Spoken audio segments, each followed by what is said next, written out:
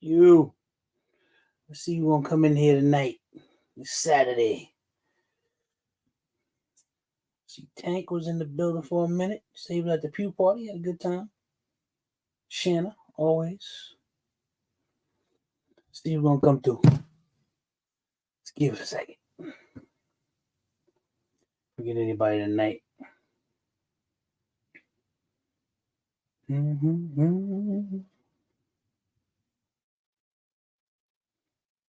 Yeah, figure we get it in for March. See what's up. See who's out there. I'll give it a few minutes.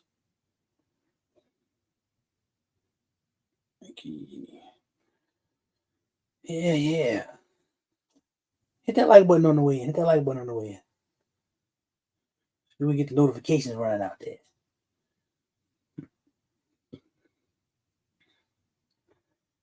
So what we're gonna do tonight. So everybody having a good night. Hold up, Boosted. What's good, man? Good to see you, my brother.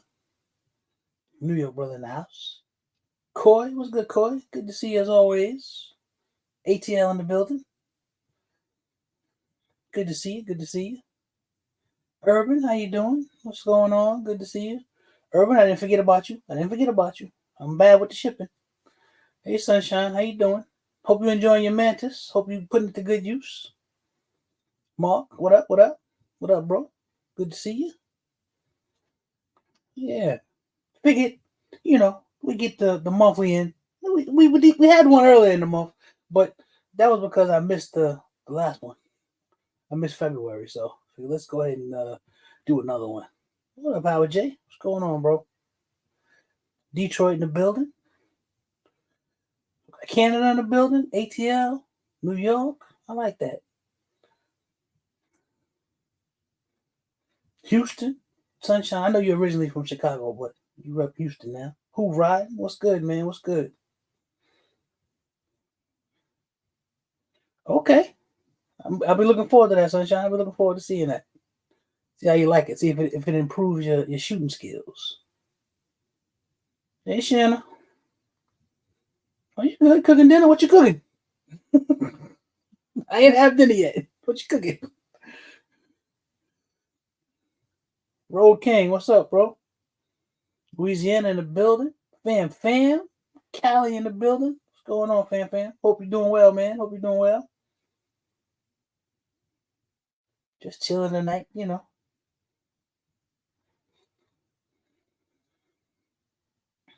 Yeah, man, nothing in particular. Just watching the world, sometimes burn and trying to be hopeful. Seems like it's burning everywhere. Damn. Hey, Gina, what's up? Yep, watching the world. I don't know. We had such a spirited conversation last night. I mean, whew. Breakfast sandwiches. Listen, ain't nothing wrong with some breakfast sandwiches. That's good. Breakfast for dinner. I've done that plenty times. Plenty. Good stuff, yo. Good stuff.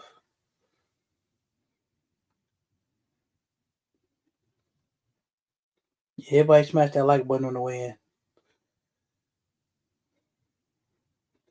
I know a lot of people. I know I saw a lot of people at Pew Party 3 today. What up, CJ? Um, that all the stuff that I did see on IG looked like it was pretty nice. Good turnout. Looked like it was fun. Shout out to Jay the Shooter, along with Pew. Pretty sure that event was nice. Wish I could have been there. Just can't make everything, man. I ain't rich, so I can't be flying all over the place all the time. Ooh, got a couple breakfasts. Oh, banana bread. All right, that sounds good. Make me hungry. Yeah, that sounds good, yo.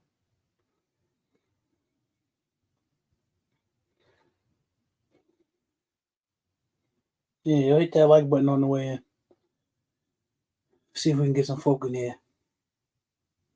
I think I saw Mel was live. I'll be trying not to step on the toes, but I got to try to get it in when I can, man. Ain't nobody home. Nice and quiet in the house. Ain't nobody running around yelling. You got to do what you can, man. So it can be kind of noisy sometimes.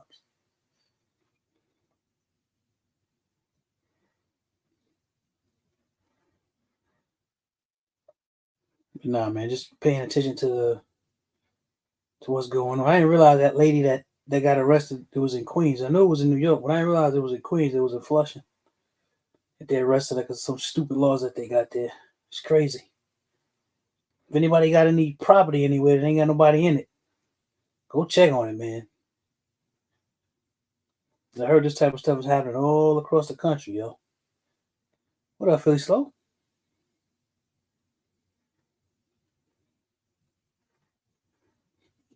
Yeah, it's happening everywhere.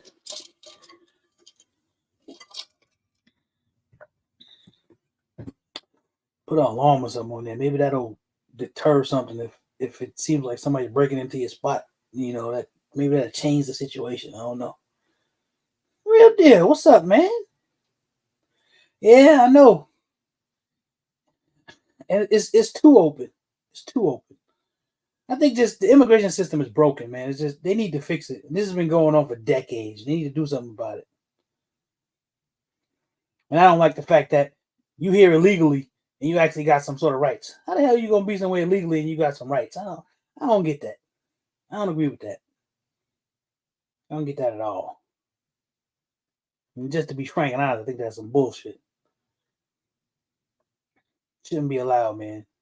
And then the chick had them talking about, and this is the point. Okay, it's a real deal. I'm interested to hear what you have to say about this because the judge who made the ruling that the illegal cat was okay for him to have a gun, that right there is now that's slippery because the reason why she was saying because basically his Second Amendment rights was being violated. But if you're not supposed to be here, how can those rights belong to you and you here in this country illegal? I don't get that. I thought that was weird. Yep, I thought that was weird. That didn't make sense to me. Trying to figure that out. I'm trying to wrap my head around that. That's because there's a lot of people who are having issues with that. What up, Philly Slow? It's sort of funny, you know, because it shall not be in friends sort of thing, but I think that should only apply to, you know, those rules apply to us. And as I mean American citizens. That's what I think about that. That should only apply to us American citizens. Well, I guess if you're here legally too, you know, like because you know guys get visas and stuff, work visas and all type of stuff like that. So you here actually being productive, being a part of society, not sucking up the resources of society. Hey, kid lover, what up, yo? And Big Easy, what up? If I ain't see you, if I didn't say so, Mr. Dixon, what's going on? Hold on, let's bring Real Deal on here so we can chop it up about this. Cause what up, man? What's up, man? What's going on? You done shaved everything off? Yeah, I got it. You know, I'm like Mr. Potato Head. You gotta change it up once in a while. Yeah, man. I know you seen about that judge who said that it was okay for that dude to have that gun who's here illegally. Yeah, no. Well, he it's doesn't have funny. rights to have a gun. Well, I was watching like who was it, Guns and Gear? Because it's kind of weird because she's not like some sort of she's a liberal justice. She was appointed by Obama or whatever. I just thought that was weird. I mean, it really is kind of sort of counterintuitive to me. I would think that I mean, is it all about just letting them have the rights because they're here, or it's kind of weird because people were kind of upset about it because people being against him having a gun. My thing is, I'm only against him having a gun because he doesn't belong here. He's here illegally. Exactly. If he was here legally, then I'd be like, nah, man, shall not be your friends. But no, he's here illegally. It shouldn't count. It shouldn't matter. It shouldn't count for him. He's not an American citizen, so therefore the Second Amendment doesn't apply. Right? He don't have no work visa. He don't have no nothing. He's just some dude who's here who came across however he got in here, you know. Yep. Look, Devon, BOTP, what up? Brothers of the plate, sisters of the plate. What's good, so, y'all? you know, you need to think about that. So why is it that they want the illegals to have guns? Right? Oh, he's protected under the Second Amendment. okay, he's protected under the Second Amendment. Next thing you know, and I'm not saying all illegal immigrants are like this. So don't nobody in the chat try to twist my words around. But so you get people that are here illegally, you give them the right to have guns. They have guns. They cause chaos in the streets. Right. And then they're pretty soon they're going to say, well, see, the Second Amendment doesn't work. So let's take the guns away from everybody. Right. So that, I can see that being like some sort of precursor to some saying to say, yeah, we're just going to take everything away from everybody. I can see that. Yeah. I can see that. Hey, Mark. Because why would they say, oh, he has the right to carry a gun when he's not American citizen? I don't get it. I mean, I can understand if it's like say it's a citizen, or even I'll even go as far to say if it's a person who's here legally, who's here on a work visa and they're going to be here for whatever. I can even say that. What's up, Huncho? Yeah. I can go for that. But this whole thing about he should just basically like just the Second Amendment applies. I don't. Yeah, we don't. First of all, we don't know the history of this person. If you're an American citizen, they know the history of you. At least they know if you're a criminal or not. Right. You know what I'm saying? Yeah, I'm not. This is getting out of hand and ridiculous. Exactly. I'm all for people coming into this country. This is what this country was founded on. Was people coming to here searching for a better life. And applies today just as it did in the beginning. But people say, well, it costs too much money. And I agree. It costs too much money to become an American citizen. So instead of pretending like we don't have any laws, let's make it easier to become American citizen so we can start screening people and making sure that we're getting the right people into our country that we want, that's going to help us and not pull us down. One thing is, I don't care if it's expensive to come here. Go try to become a citizen in Australia. I know people who have tried to, very intelligent people who have. You just can't become a citizen in Australia. I mean, it is very hard to become an Australian citizen. Very hard. They want you to have a certain intellect, certain income, everything. I don't think that should be a thing. That it shouldn't be, it's got to be easy. No. I think it should be hard as hell. Because you're trying to get it, because there's so much stuff that you can do here. I think it should be hard as hell for you to be able to do it. So you can't go to any other country and be like, yeah, I'm just going to walk in here, do what I want, and you're going to give me free shit. That ain't how that works. You can do that here, though. Yeah. And it just seems like it's a big thing. It's just because it's so much. Like 300,000 something people come across the border. They send 130,000 of them to New York City. It's crazy. The city is going bankrupt because they can't take care of them. And their laws are dumb. Because they need to fix them instead of being some sanctuary city where you are guaranteed housing and stuff. You need to fix that. You can easily go in and say, "Hey, it's guaranteed housing to citizens." You can change the verbiage or do whatever, but they didn't do that. It was some dumb shit they want.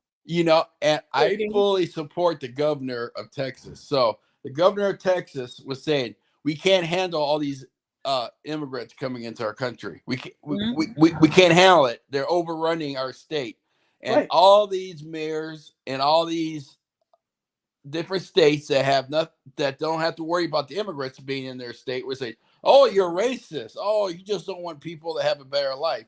So I'm all for him sticking people on buses and planes and sending them to other states, because share the burden. If you don't have a problem with it, share the burden. I'm not with that. I don't think you should send them to other states. I think you should take them back across the other side of the border and drop them off. I do too, but the federal government won't allow it. So he's doing the next best thing. What up, Coy? Thank you, man. Appreciate that, Coy. Appreciate that, bro. Thank you. Yeah, I mean, I'm that's my thing, is don't just send them all over the place. Now I know New York has set itself up for this BS, and they have. But it's not the people of the city that have set themselves up for it, it's the government. It's the government. So if he's against the government, don't put the burden on the people. That's where the thing comes from. You're putting the burden, because the burden essentially falls on the people because they got to deal with the bullshit. That's right. But when the people are irritated and the burden becomes too much for the people, then they're going to start screaming at the politicians. True. It's a chain reaction. Yeah, and honestly, what up, AJ? I mean, and I get that. And they need to start screaming. It's just like this. The whole thing where we're talking about because they're calling these people, like, I guess there's some stuff going on in different places. They call these people vigilantes that are going in and getting these squatters out of houses. They call them vigilantes. I don't think it's a vigilante. BOTP. Yeah, I don't think it's a vigilante thing at all. I think at some point, if there is an unjust law, that at some point you have to buck against it. Mm-hmm.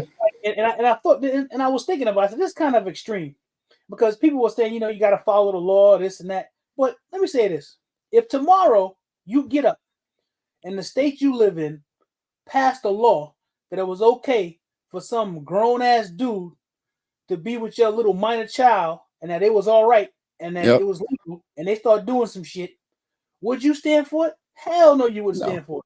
There'd be a whole lot of people getting their ass beat, shot, all type of stuff. You wouldn't just stand for it. No, it'd be like saying you got up in the morning, got dressed, went to work, came home, and you discover while you were at work, some family moved into your home, and you have no rights to get them out of your house.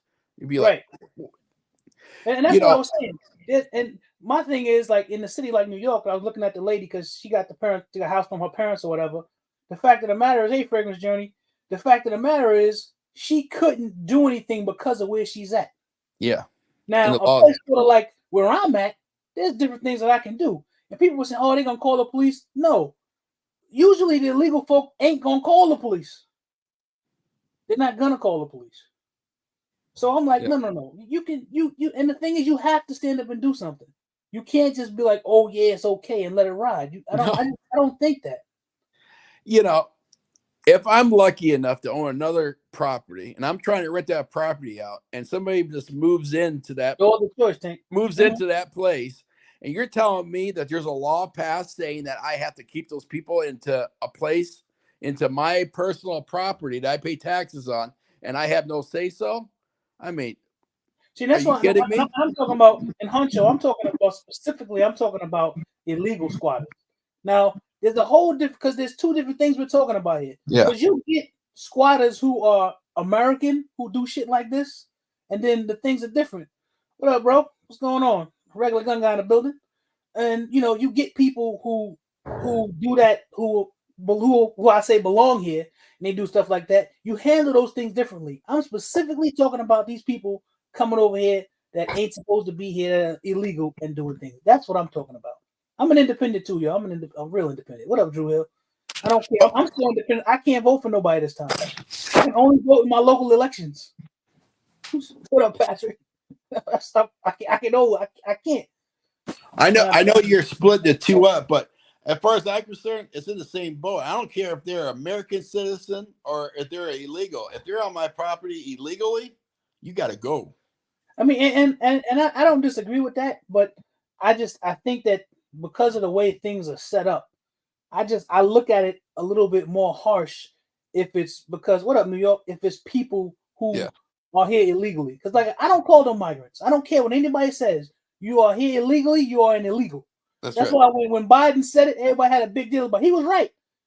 He was right. They if you here illegally, it's illegal. It's like if you commit crimes, you're a criminal. What the fuck? I don't get it. It's bad enough you broke into my country. Now you just broke into my house. Right. See, you'll see the video of the immigrant telling them they can squat illegally. You're gonna get somebody hurt. Do we create these types of issues with an over resilience on the state? With over reliance on the state? Well, Tank, I think so. See, what the lady did, she's in a place where she can't exercise a certain amount of force because she's not allowed to, because she's in New York City. I live in New York City for 30 years. I understand what that's all about. But there are some places where you can exercise a certain amount of force. And I know people say, oh, you can't do that. What? At some point, what are you supposed to do? If your government is failing you, then that's part of being an American. Your government is failing you. You got to stand up and handle your business. And there may be consequences. That's the thing. Once you commit, you commit. I'm not saying there won't be consequences, but you have to make up within yourself. Listen, it's more important to me to have myself remove this and have this done because I feel there's an injustice being done to me than worry about what's going to happen behind it. And there are ways to get things done. People forget that. There is a way to have things done where it's going to happen behind the scenes. That stuff can happen. Those things still exist in this world because the residents of New York City set it up that way. Yeah, I know, Tank. It's and I don't know if it's the residents of New York City. It's the government. I'm not gonna blame the residents. I'm not gonna blame everybody in New York City. A lot of them making Americans look real soft. They look like they brought that action compared to right. Well, exactly. I'm gonna disagree with you on this, Zach, because we give people too much. Oh, it's the government. Oh, it's the government doing it. Well, we vote the government in, and it's not like they just do it and then we say, "Oh, we're not going to vote for them." We turn around and we vote for that person again. So it's our fault for voting those people in. I don't disagree on that. I don't disagree. People, and what happens is people don't study enough, and they vote. A lot of times, you vote against your own best interest. Yeah, and that's what ends up happening. People, you become too docile, and I understand that because a lot of times it's with the hustle and bustle of life, and you trying to survive, and you trying to make sure the kids is eating, and the wife is good, and all type of stuff like that. You get lost in that. There's a certain civic responsibility that people don't seem to take, and they need to, so you know who it is you're voting for. And sometimes you will get into that whole lesser of two evils thing. Because if I got a guy who has a policy that I say, well, that's a good policy, but he got a few other things that I don't like, and you got this other guy over here who I don't like nothing that he has, should I go after this one policy over here that I know is going to be beneficial, even though he got some other stuff I don't like? It can be kind of tough. Yeah, I'm not voting for. There's a reason why I'm not voting in the larger election. I'm not voting in it this time. Yeah, I think I don't have to like somebody to vote for them. If their values or if I believe what they say they're going to do and I agree with, I'll vote for them. I don't have to like them. I mean, that's my thing too. My thing is about policy. Yeah. I don't have to like your. I don't have to like them. You know why? Because I'm never going to meet them. I'm not going to hang out with them and have dinner with them and stuff. Right. We're not going to be kicking it. I don't need to like you. You can be an asshole. That's right. And still have a good policy. That's right. And have a good policy that's going to benefit me. Right. Yeah, the hustle and bustle is a motherfucker, Honcho. They say voting is akin to feeding the beast. Then we want to cry about the beast getting too big. Am I supposed to be mad at the tiger? You got a point there, Tank. It's true. You got a point, man. Just got back from Dubai. We are a third world country. Damn. Yeah, man. You agree with Neuralink? Tap in. Break down what Neuralink is, man. I don't think I know what Neuralink is. I care to know who won't take my guns and money away. Yeah, I'm sometimes, and that's a slippery slope too. It was like that in Illinois, the guy who was running for governor. He was pro-gun, but he had so much other shit that was bad. It's like, what are you gonna do? You know, it's like, do I cut off all my fingers or just cut off 3 of them? At least I still got 2 left. You know what I mean? It's sort of like that. It's kind of crazy. Me, I would have voted for the guy. I don't have to, like I said, I believe I'm a one-issue voter. And see, I'm not. And if you're against the Second Amendment, then I won't vote for you. I can agree with you 90%, and you say, "Oh yeah, by the way, I don't think you should own guns." Mm-hmm. Well, fudge, I can't vote for you now because I believe the Second Amendment. Mm-hmm. Without the Second Amendment, we have no other amendments. So once you get rid of the Second Amendment, the rest of them are going bye-bye. So I'm a one-issue vote. And that's what makes it tough. I can't. If it comes down to that's the only thing that I can go on, then maybe. But if you got too much other bad stuff, I don't want either one of you. Laws are always made by the legislative branch, not a governor. All governors' signature means that the executive branch will implement. Yeah, true. I'm going to tell you right now, your state politicians, as far as I'm concerned, are more important to you than federal, than federal. Because what a lot of people don't understand is we're called United States. Right. So your governor is basically the president of your state. Yeah, that's You know kind what of I'm how it is. saying? Right. And because the governor could tell the president go kick rocks. Right. You know what I'm saying? Because each state has their own constitution, and we're called United States because if something goes down, we're united. Right. You know. I mean, it's I don't know, man. It's tough. Like I live in a red state, and you want to know something? I don't have much complaints about my state. I don't. Yeah. I vote. That's why I'm an independent voter. That what's here usually that you're voting for is like we got the one big senator, Sherrod Brown. He's a Democratic senator. As far as I'm concerned, Sherrod Brown ain't done nothing to hurt Ohio, so he would get my vote. The guy who's coming in behind him, I'm listening to what he's talking. He's a little bit too far one way for me. I don't like him. So I wouldn't vote for him. But then there are a whole other slew of other Republicans that I will vote for because I don't dislike what's going on in my state. Exactly. I tell people think I'm a Republican. I tell them I'm not a Republican. I'm a libertarian small government guy. Now I do vote more Republican than I do Democrat because they say the stuff I like to hear. Right. You know, and they do what I want them to do. But I'll vote for a Democrat quicker than I vote for a Republican. I don't. Yeah, that's what I just and that's the thing too, because I know Governor Abbott, he is trying to do things for people. My brother lives in Texas, tap in, and he tells me about what goes on there and the things that happen there. And that the whole abortion thing, for me, the abortion thing is no different than the 2A thing. Because for you to strip that right from them, I see it as akin to stripping my right from me for owning my firearms. I think I should be up in arms with them the same way I'm going to protect the Second Amendment and the First Amendment.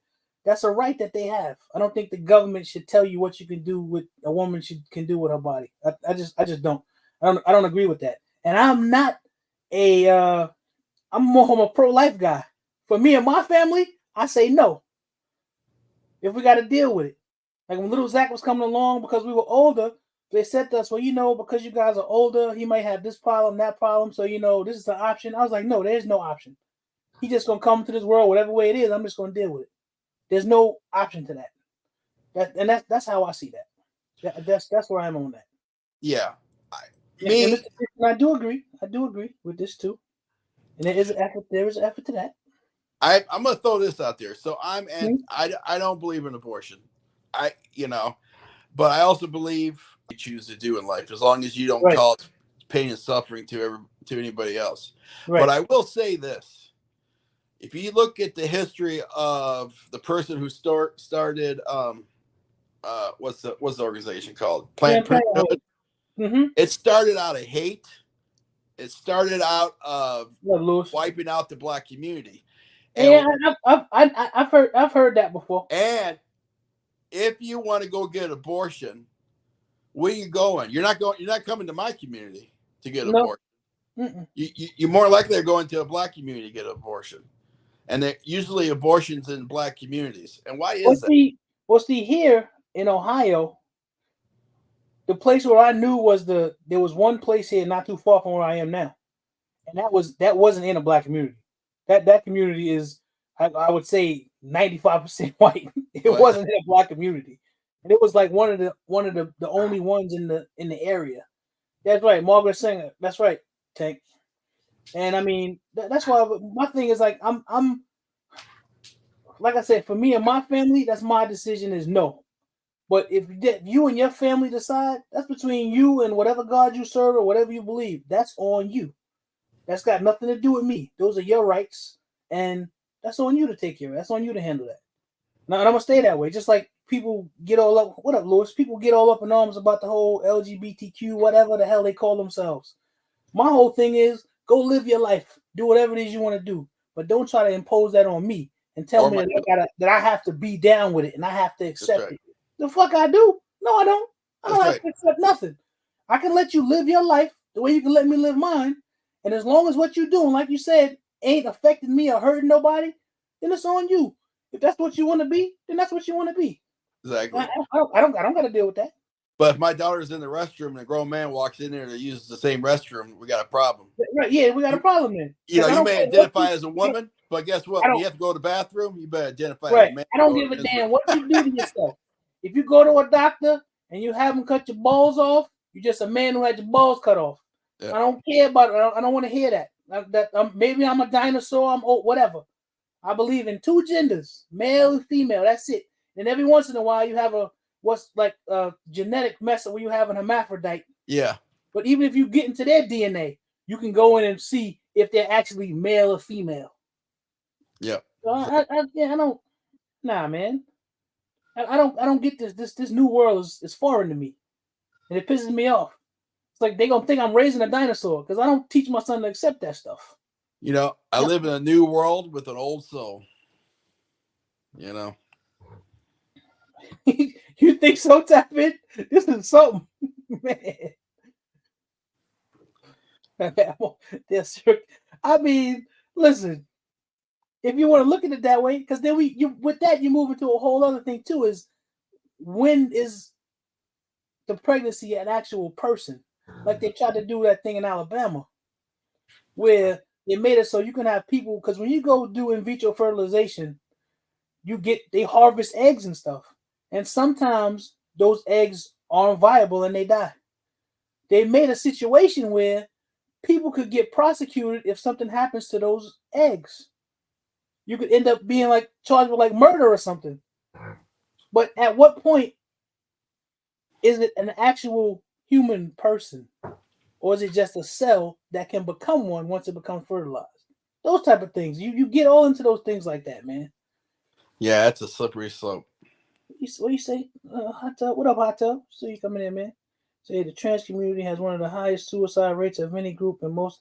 Yeah, and that's the thing. At one point in time, it was considered like a mental illness type of thing, and at some point they just changed it. I don't know. I don't get it. So especially in this new world, if I get up tomorrow and decide that I'm a 225-pound muscle bound white dude, I guess it's okay. It's all right. I can just decide who I want to be. Kind of ridiculous. I have live chickens in my refrigerator. Exactly. Right. I got some live chickens in my refrigerator too. It's not a chicken, it's an egg. It's crazy. Let's see what Tank said here. So even when you say you're a libertarian, that isn't one thing. There's a plethora of different libertarian stances. Look at the current SOET with Mrs.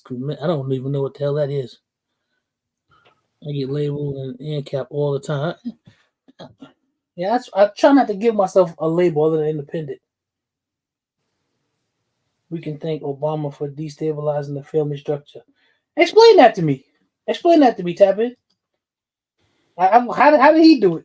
I don't know, because I think this has been going on for a long time. It's been going on for a long time. Because when I mean, a lot of stuff gets incentivized. It's like I'm going to switch over to another thing. How when the whole welfare thing came about, how it was incentivizing women to not have men in the homes, and it caused a breakdown in the family. Exactly. They took the man out of the family. Exactly, which we all know is a problem. There's plenty of strong women out there who understand, who raise their children or whatever, but that man not being there is a problem.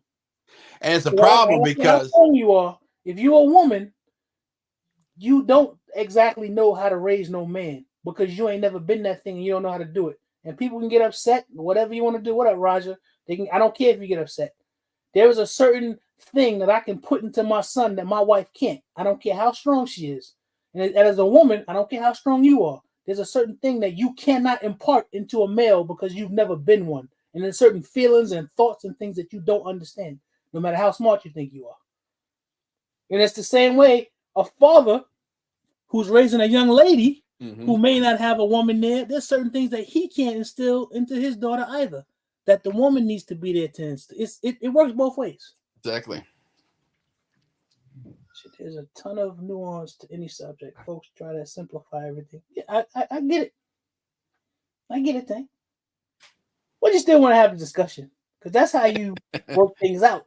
You want to get everybody's, so you want to know how people are thinking. Because what ends up happening, I like having a discussion because there's a way that I may think that I'll listen to somebody else and be like, hey, it causes me to look and investigate and say maybe my thought process on that is wrong, and maybe I need to change it. What's up, creative? What's up, Mr. Biggs? But that's just me. Everybody can't do that. Sometimes my cognitive dissonance kicks in, but a lot of times if I hear something and it just makes me sort of make my mind go crazy, I'm like, I need to look into that and see, because I may be thinking about something the wrong way. Yeah, Showtime, you're a single dad, right? But you tell me if I'm wrong. You tell me if I'm wrong or not. There are some things that you can't walk your daughter through the correct way because you've never been in that thing and lived it. I mean, I could be wrong. That's just my opinion, but I think that's the way it is, because we always talk a lot about. There's always this thing that's talked about with young men that are raised by single mothers. There's issues with this and that, but I never hear anybody talk about the young women that was raised by single mothers. There's issues with that too. Yeah. But, it's stuff. It's stuff on both sides, man. Just stuff on both sides. See, yeah, but it's just, really, I don't have no topic, man. It's just this stuff comes up. Looking at the world. Now I'm looking over here. I didn't get to see what happened over in Moscow. I saw they putting videos out, man. That was brutal. Them guys, what them guys did over there, man. They had people trapped up in the corner and was just mowing them down. It was in Moscow. Yeah. Over the election, or what was it over? It happened in Russia. I don't know. It was in some sort of facility or whatever. But after they did it, they shot the place up. Then they set the place on fire. Putin made a statement, but I didn't see it. I don't know. I don't know if they're trying to blame Ukraine, or they're trying to say the CIA had something to do with it. I'm not sure. He said, my daughter's 13 and I'm catching hell with uncomfortable conversations. Yeah, that's right. Let me see what Danny said. He said something. What did he say? I think it's a myth that black people are established Democrats. I believe that black people will vote for anyone, Republicans or Democrats, that will do what benefits them and their family. Well, I disagree with that. Yeah, I do too. Because there's been a thing for all these decades where they've tried to force people to. Okay, I didn't see that, Hot Tub. Thank you. There's been a thing where they've tried to force black people for decades to be Democrats. Yeah, I think that applies today. I think that applies today. But I think for decades, the politicians would always show up to black churches when it comes time to re-election, and they'd be sitting up there and everything and the preacher would be saying, vote for, so and so. He's going to do this for our community, and then you never saw him again until 4 years later. Mm-hmm. Well, I mean, it's because, and it's the same. It's always the problem is, it's one thing if stuff was promised and you got some of the promises, but they make all these promises and they never do anything. That's the problem. Yeah. Dixon said, I was a single parent for a while with 2 daughters, and when she hit 13, I sent her to her mom. Yeah. It was necessary. Yeah. So that was an ISIS thing, huh, Hot Tub? All right. Well, it's just simple. A woman could teach a girl how to be a woman. A man could teach a boy how to be a man. Facts. Facts. And if you don't have the balance between the two, I think it causes a problem. Mm-hmm. Black Rifle Medic, what up, yo? Yeah, I think it causes an issue if you don't have a balance there. You have to have some sort of balance, yo. And if you don't, it's a problem. Where you at, Hot Tub? Drop the link out there for you to come in and chop it up. Yes. Anybody can click on the link, come through. I'm cool with that. See Tank in the background? Yeah, I see him back there. Tank, come here. Come here, boy. He ain't talking today. Tank, come here. He ain't got nothing to say. Come here. Here. There you go. What do you think, Tank? What up, Tank? What up, Hot Tub? You muted, man. You muted.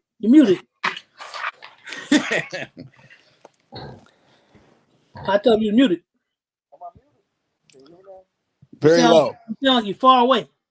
I believe you come back. All right. Thanks for holding it down. Yeah, he's a little bit bigger probably last time you saw him. Yeah. He said I was voting Democrat without getting into politics at all. Yeah, Monster, right. That's always been the thing. Is when I got older. See, my father, he don't vote. And I never understood why he didn't vote till I got older. Never understood why. Because they all clowns. That's how he looks at them. I never understood why. Then when I got older, I'm like, I see why he don't vote. And I understand people will say, oh, people fought hard and the ancestors to get a vote and everything. But at some point, I believe you gotta let the house burn down. That's what I believe. You gotta let the house never burns down. Right, you gotta let it burn down and then build it back up. For too long, we've been voting as a block for one particular party, and what's happened now is the people are finally starting to wake up and be like, nah, we ain't gonna just gonna keep doing that. And I think it's only smart. Yeah, you shouldn't. You're not giving us anything. And that block's gone, and now we're allowing a bunch of illegals to come in the country. It's amazing how that works. Well, that's what they're trying to do. They're trying to, but here's the thing: that ain't gonna work either, because it's been proven already. When they let folk come in from other places and they try to do that, they end up becoming Republicans. They vote conservative. Yeah, they're conservative, and they end up becoming Republicans. Yeah, it's true. There's a balance in there somewhere, man, but they don't.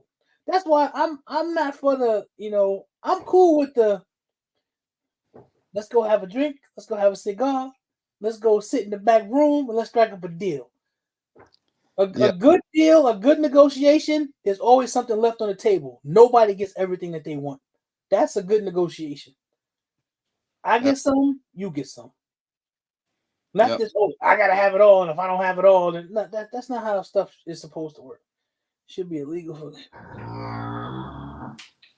we say it should be illegal for people to adopt. They made a decision. Wow. You want to know something, Tap-In? Yo, I don't disagree with him. I agree with him. That's what ends up happening, man. You see these celebrities that adopt these little boys and they want to let them wear dresses and all type of stuff. And if you talk against it, it's like something is wrong. There's nothing wrong with me. Yeah. Because you decide, you just get up one day and decide that the moon is the sun and the sun is the moon. That don't mean shit. It still is what it is. That's right. Well, the old, if three people say the same lie, it becomes the truth. Exactly. And for some reason, people love the lie more than they love the truth, man. That's right. They just do. So I'm saying I'm a dinosaur in this world, man. I live in another time, I guess. I can't all this new shit up, and I won't teach my child this bullshit that they teach you because it just messes up your head. I won't do that. Nah, you do a disservice to humanity. Forget society. You do a disservice to humanity. And you can't just get up and decide what you want to do. So if I get up tomorrow and decide that I own the bank, I can just walk in there and take all the money? Nah, you're going to put me in jail.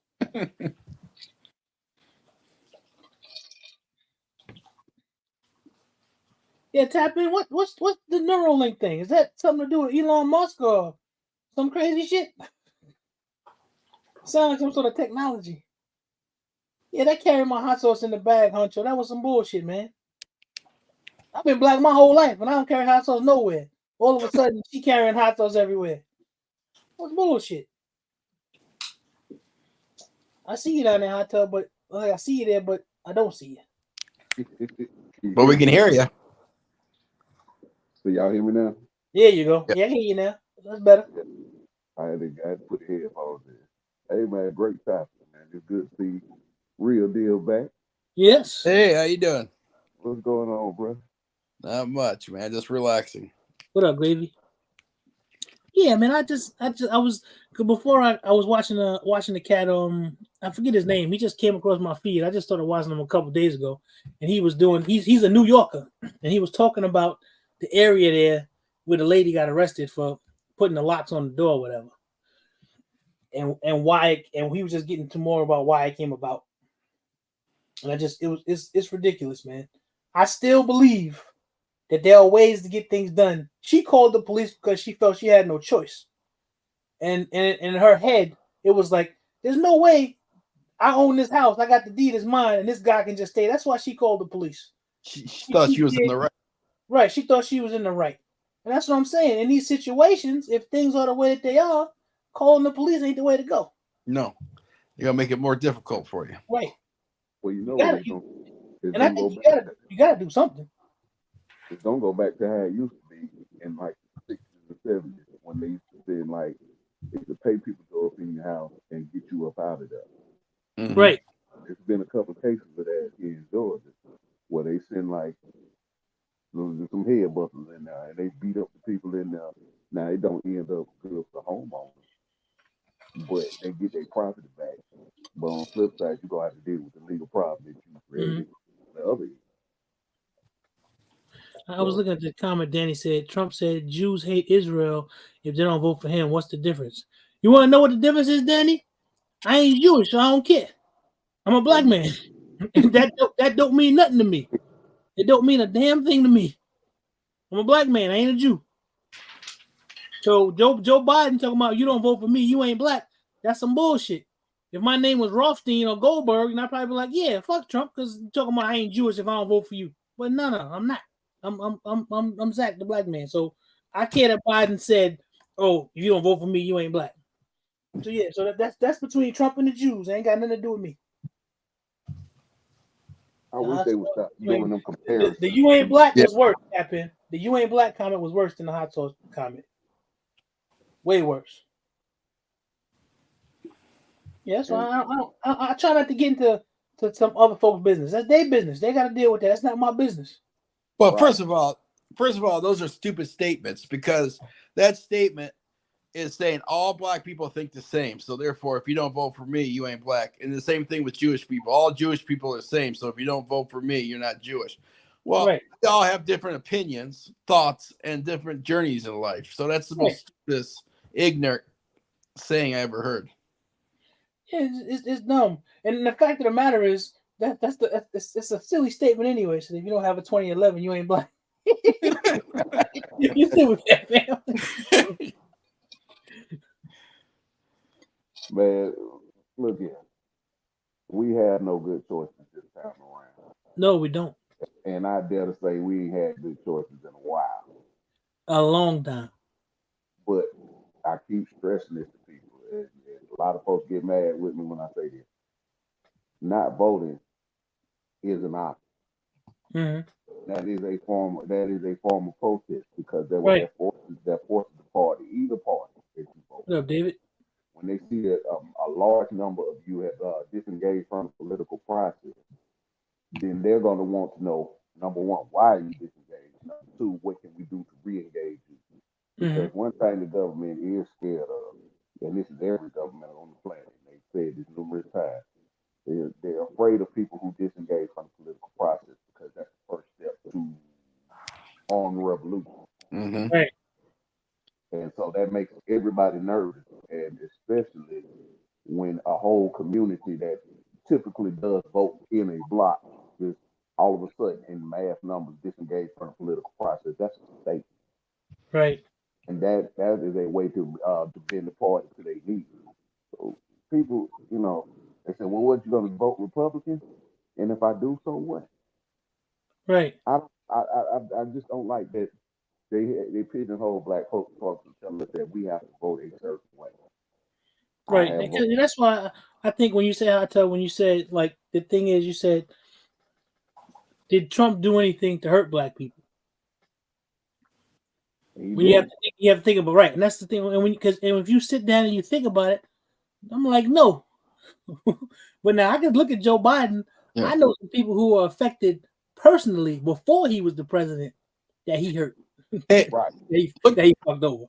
Look at Biden when he was a senator. It's on YouTube. He obviously he's younger than what he is today. He done this on the floor. Why he did this in the House when in a hearing, whatever. They were talking about a mayor in a town, and he said, "We don't need another mayor for that town." Well, Biden has a long history of making racist statements. That's right. His view on race has been well documented.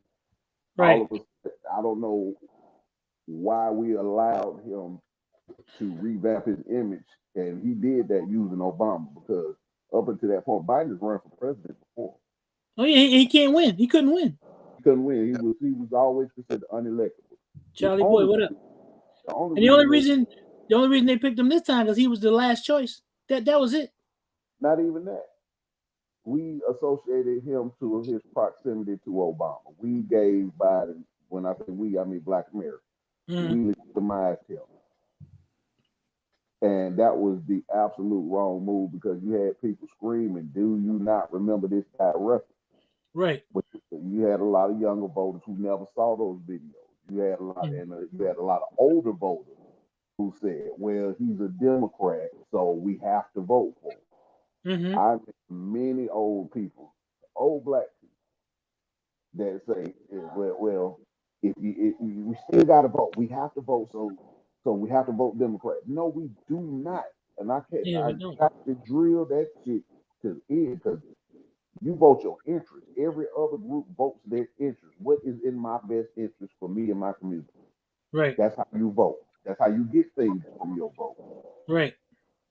But we continue to vote for Democrats. I challenge any Black person, go back 50 fucking years. What have we gotten for our loyalty to the Democratic Party? Not a damn thing. They ain't done nothing for us since they desegregated. That was the last thing, and that helped them more than it helped us. It actually harmed us. It sapped the wealth out of the Black community, because prior to that, we had to by being shut out of the economy, we had to have our own separate economy. Once we integrated, our individual economy as a group dissolved across the board. We sap the wealth out of our community. That means every dollar in the Black community is leaving the Black community. And all of this is a byproduct of our vote for the Democrat for the last 60 years. Right. It's time out. I mean, I had a whole argument on another show with an older gentleman, and he swore me up and down. Well, what they do? No, they have not done anything for us. Right. And I dare to say they've insulted us. And that's what they always do. They end up insulting our intelligence, and for some reason, we keep going back to them as a block. It's just like the whole thing that happened there in Georgia. You know what I'm talking about? Hot tub. What was it? Warnock and the other cat. Yeah. And Joe Biden made promises of what was going to happen when the Black folk came out and won the position for them. He switched and didn't do what he said he was going to do. And that's what they always do. And that's why it's like I said, it's time. I believe it's time to let the house burn down. Yeah. I'm gonna go a couple presidents back. Let's talk about the Clintons for a minute. So the Clintons, right? The Clintons they always talk about how this person's racist, but who was the Clintons' mentor? It was the Grand Wizard of the KKK, the president of the United States, when he died, went to his funeral and gave a eulogy, and said, "Oh, he was a good old boy. That he had to do what he had to do, and all this stuff, and he wasn't really racist." You're telling me you're the Grand Wizard of the KKK, you're not racist? I mean, come on. You have a sitting president going to his funeral, giving a eulogy, talking about what a great man he was. Hillary Clinton has talked about how he was such a good mentor to her and everything else. What up, Deborah? What up, Deborah? It's funny you bring up the Clintons, because they've been on the wrong side of so much. You had Hillary Clinton gave an award a posthumous award to Margaret Sanger. And y'all touched on earlier. Yep. That's the architect of Planned Parenthood, which comes out of the eugenics movement. Right. When you look at the state of Haiti, right now, That's a direct result of the meddling in that country by the Clintons. Right. Yep. So you got to look at when you start to really look at the history and the background. A lot of these Democrats, the older ones, you see, they never been for this. But we don't like to investigate candidates. Number one, we go by what the media tells us. Media tells us this is a good guy. He got a D in front of his name. I remember when I was growing up and I first started, dabbling in the voting. And my mama told me, she said, just vote anything Democrat. And that didn't never sit right with me because a lot of the stuff they were pushing, I didn't agree with. Right. And like we had the conversation yesterday, and this is where I take issue in the 2A community. There's a lot of people that's in the 2A community that say, well, we can't vote for Trump. Well, for number one, we're not asking you to vote for Trump. Nobody asking you to vote for anybody. If you want to vote for Trump, if you don't want to vote for Trump, that's your business. But is it in your interest as a gun person to vote for Joe Biden? Because I'm gonna tell you right now, if you're a gun person and you give him 4 more years at the rate he's going, he ain't gonna have no gun. Well, that's why hot tub, because I've been paying attention to what's going on with the splintering of the Republican Party, and we were talking about this yesterday, and they're to the point now where they basically essentially have a one vote majority. If one of them defects, that's it, and votes with the Democrats. Essentially, if the Democrats get their way and it gets over to the Democratic controlled Senate, they're gonna pass it. This is the first time I've ever really been kind of uncomfortable with that there may be another quote unquote assault weapons ban. And I think it'll look more like how they doing things in Illinois and Colorado. I think it'll be more like that. And let me say this about the Republican Party. In the Republican Party, there are way too many rhinos, and the rhinos will jump ship and vote with the Democrats, take away people's guns in a heartbeat. Oh, fam. Appreciate you, man. Appreciate you. Yeah, and that's just looking at it. It's kind of crazy what's going on now because you have two opposing factions. Because to be honest, most black people are conservative. Yes, absolutely. They're conservatives. They're religious. They believe in family values. They don't believe in that crazy you can just be whatever you want to be and all the alphabet stuff. They just don't. And I know that because I grew up in that community. So it's just that's why that community demonized the book. Right. Mm-hmm. So it's just it's crazy how because I can't. There's a certain form of conservatism that I don't trust because there's a certain way that they feel about folk that look like me. But there's a whole ton on the other side I can't trust either because all I know is they just talk a good game, but they feel the same way that the other cats on the other side do about me. Well, Zach, I'm a little pragmatic about this. I'll say this. I can deal with open racism. And a lot of people in our community, they're okay with racism as long as you ain't calling them the N-word. Right. And that's you get way too comfortable. He ain't said it. And that's the argument that a lot of people had with Donald Trump. He's openly racist. I don't know if he is or he isn't. He said a lot of racist comments. Now he has. But I'd rather have that.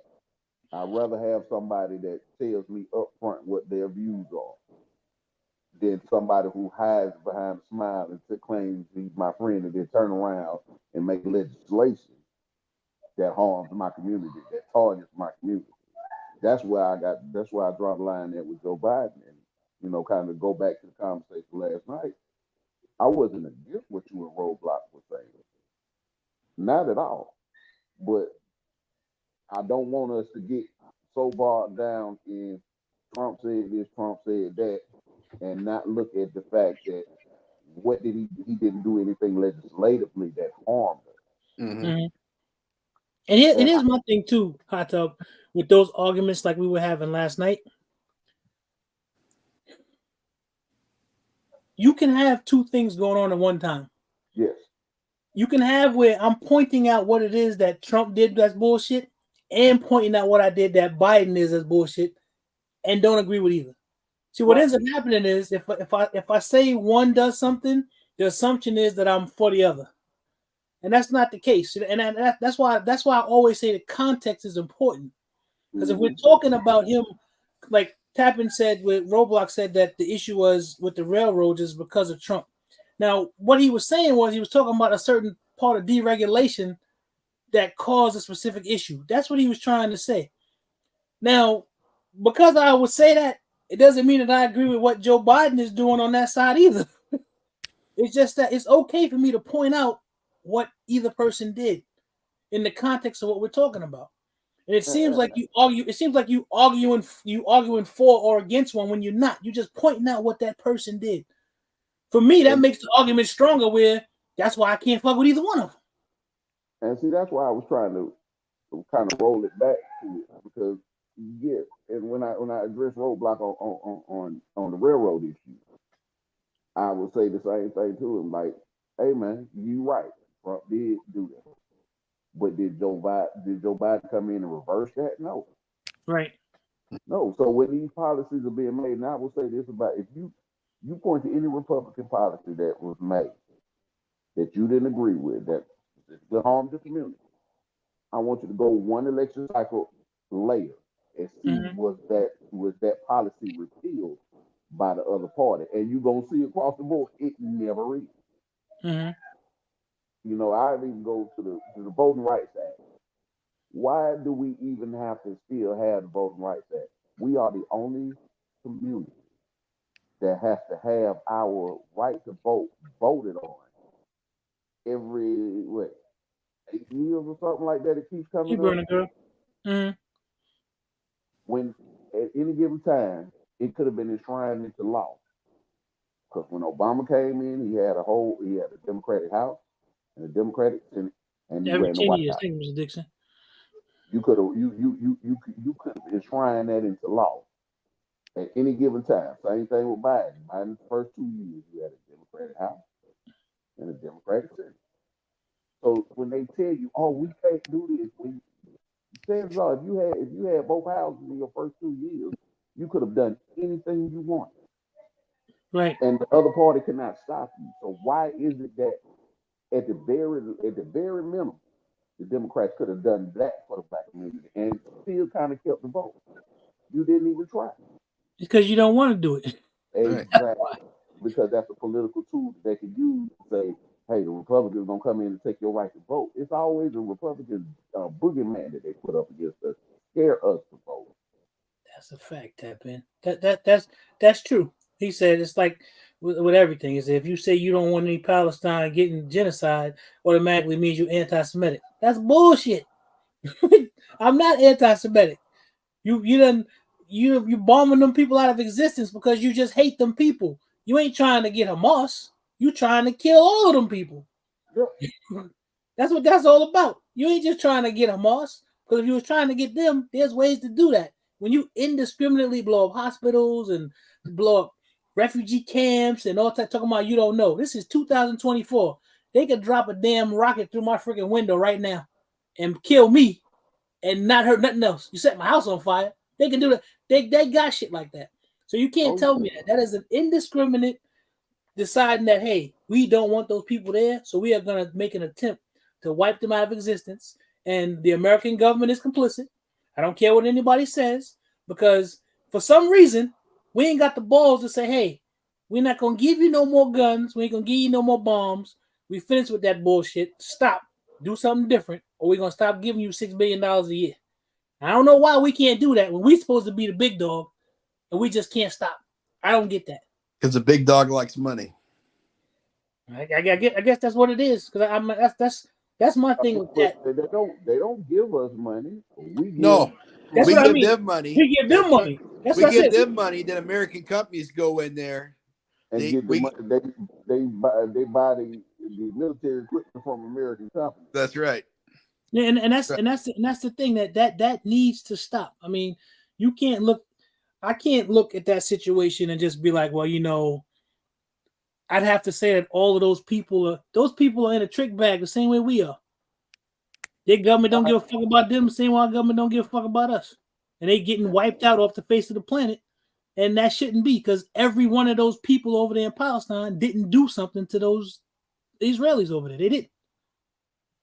You know, and I'm gonna say something. Like I say, you know, the shit I say be kind of customer. My whole view on that whole thing is that's not my business.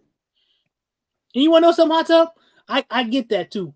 But for me to look at that, I understand that, but it's still part of humanity. There's a part of humanity in me that says you shouldn't be killing those little children and those innocent women and those innocent men who didn't have anything to do with that.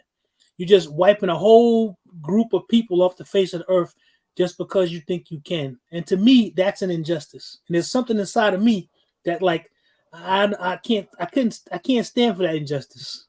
So I don't think it's right. And I think our country, the leaders of our country, are a bunch of pussies.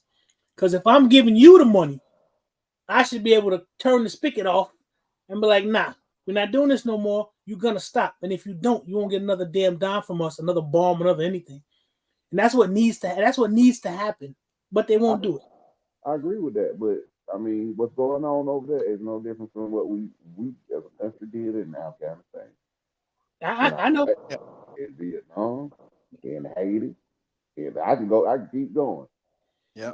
We went over there. We didn't stop women and children from getting killed. And then that comes. And that's the thing. And I agree with that too. It comes to a point to where you got to know when to say when, because this going on now is ridiculous, and you're not catching these people. You're not doing anything. And like I said, I know you can drop a freaking bomb from 30,000 feet into a freaking pickle barrel and do it. You can't tell me that when you're using dumb bombs and you're just wiping out freaking whole communities and shit like that. I can't go for that. To me, it's just there's a human part of me that won't let me accept it. And the fact of the matter is, I don't trust my government anyway. Same way they don't trust their government. No, none of us do. That's why when they get into that whole thing of people start defending the government how the fuck are you gonna defend that? You don't trust your government either. A cop pull you over for a speeding ticket, and you like, what the fuck you pulling me over for when you know you were speeding? You don't trust your government the same way you don't. We're having this big thing about that. Nah, man, we're indiscriminately a part of this thing and letting them wipe these people off the face of the planet. And you want to know something? Them people over there got some, I don't know what their lineage is or heritage is or whatever, but they brown folk too. Even if they say fuck us, because our situation here is unique. That's the way I look at it. But they still are part of something, a part of humanity, and you shouldn't just stand and be like, oh yeah, so it's okay for them to indiscriminately kill those people like it's okay. And I'm not anti-Semitic. I may be anti the Israeli government. I ain't got nothing against Jewish people. And I won't even get into it, because the real Jews need to stand up. That's a whole other conversation. Because them people over there ain't the real Jews anyway. Those are the Khazars that the Europeans and the Americans decided to put over there, and that's a whole other thing. We ain't gonna even get into that. Them Palestinian people over there are more real Israelites than the motherfuckers that they installed over there. My issue is this: that the more we get involved in that conversation, that's what they want us to do. They want us arguing amongst ourselves. Or who take sides? Who? Are you with Israel? Or are you with Palestine? Mm-hmm. So we ignore what's going on here. Mm-hmm. And I can't. I'm gonna keep harping on this. I keep going week after week. We are in the midst of an invasion. I agree. Yep. So I got to keep my eye on what is the immediate threat here. Mm-hmm. And it's just not one people. Like, somebody sent me a message, and I ain't gonna say who. Mm-hmm. That seems like I'm against Hispanics. I'm glad you had this show tonight so I can address that. No, I'm not against Hispanics. Mm-hmm. Because I'm against all immigration, all illegal immigration. If you come here the right way, I don't care. Right. You're supposed to be here. They deemed you okay to be here, so I have no issue with you. Right. But I do have an issue with bringing people who have a history of being anti-black in the countries that they came from here and dropping them in neighborhoods full of black people. I got an Right. issue.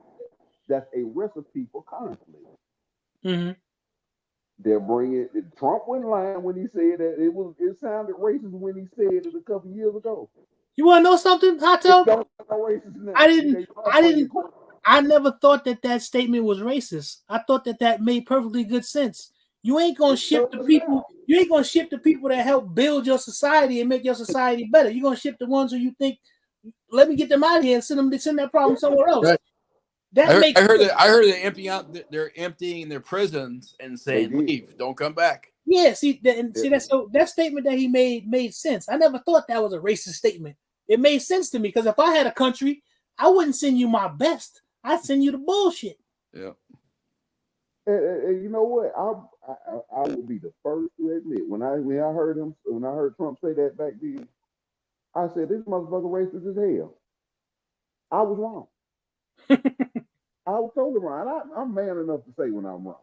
My whole view on him has changed. Not so much that I vote for him.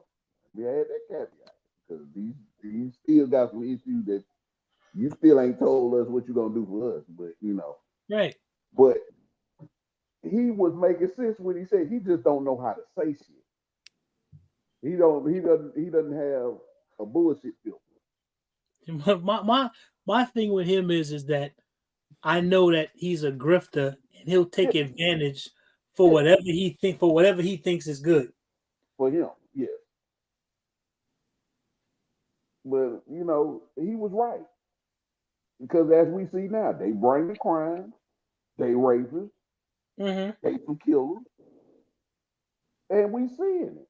And it ain't like you ain't even bringing the women here. They not bringing their women and children with them. It's the men. That's an issue in itself, where all your military age men are fleeing your country to come here. For what reason? Right. Right. That's a soft invasion. Yeah. And Trump even said that. He goes, if you look at the film, it ain't women and children. It's a bunch of 18 and older men coming over here. and what up, Strap House? What up, Q? But that's the thing. You need to be able to. You have to be able to go in and pull out. You can't just throw the baby out with the bathwater, so to speak. Everything that the guy say ain't wrong, even if you don't like how he say it. That's right. It's the same thing. So I have to look at it on both sides too. Everything that they say in the Biden administration ain't wrong.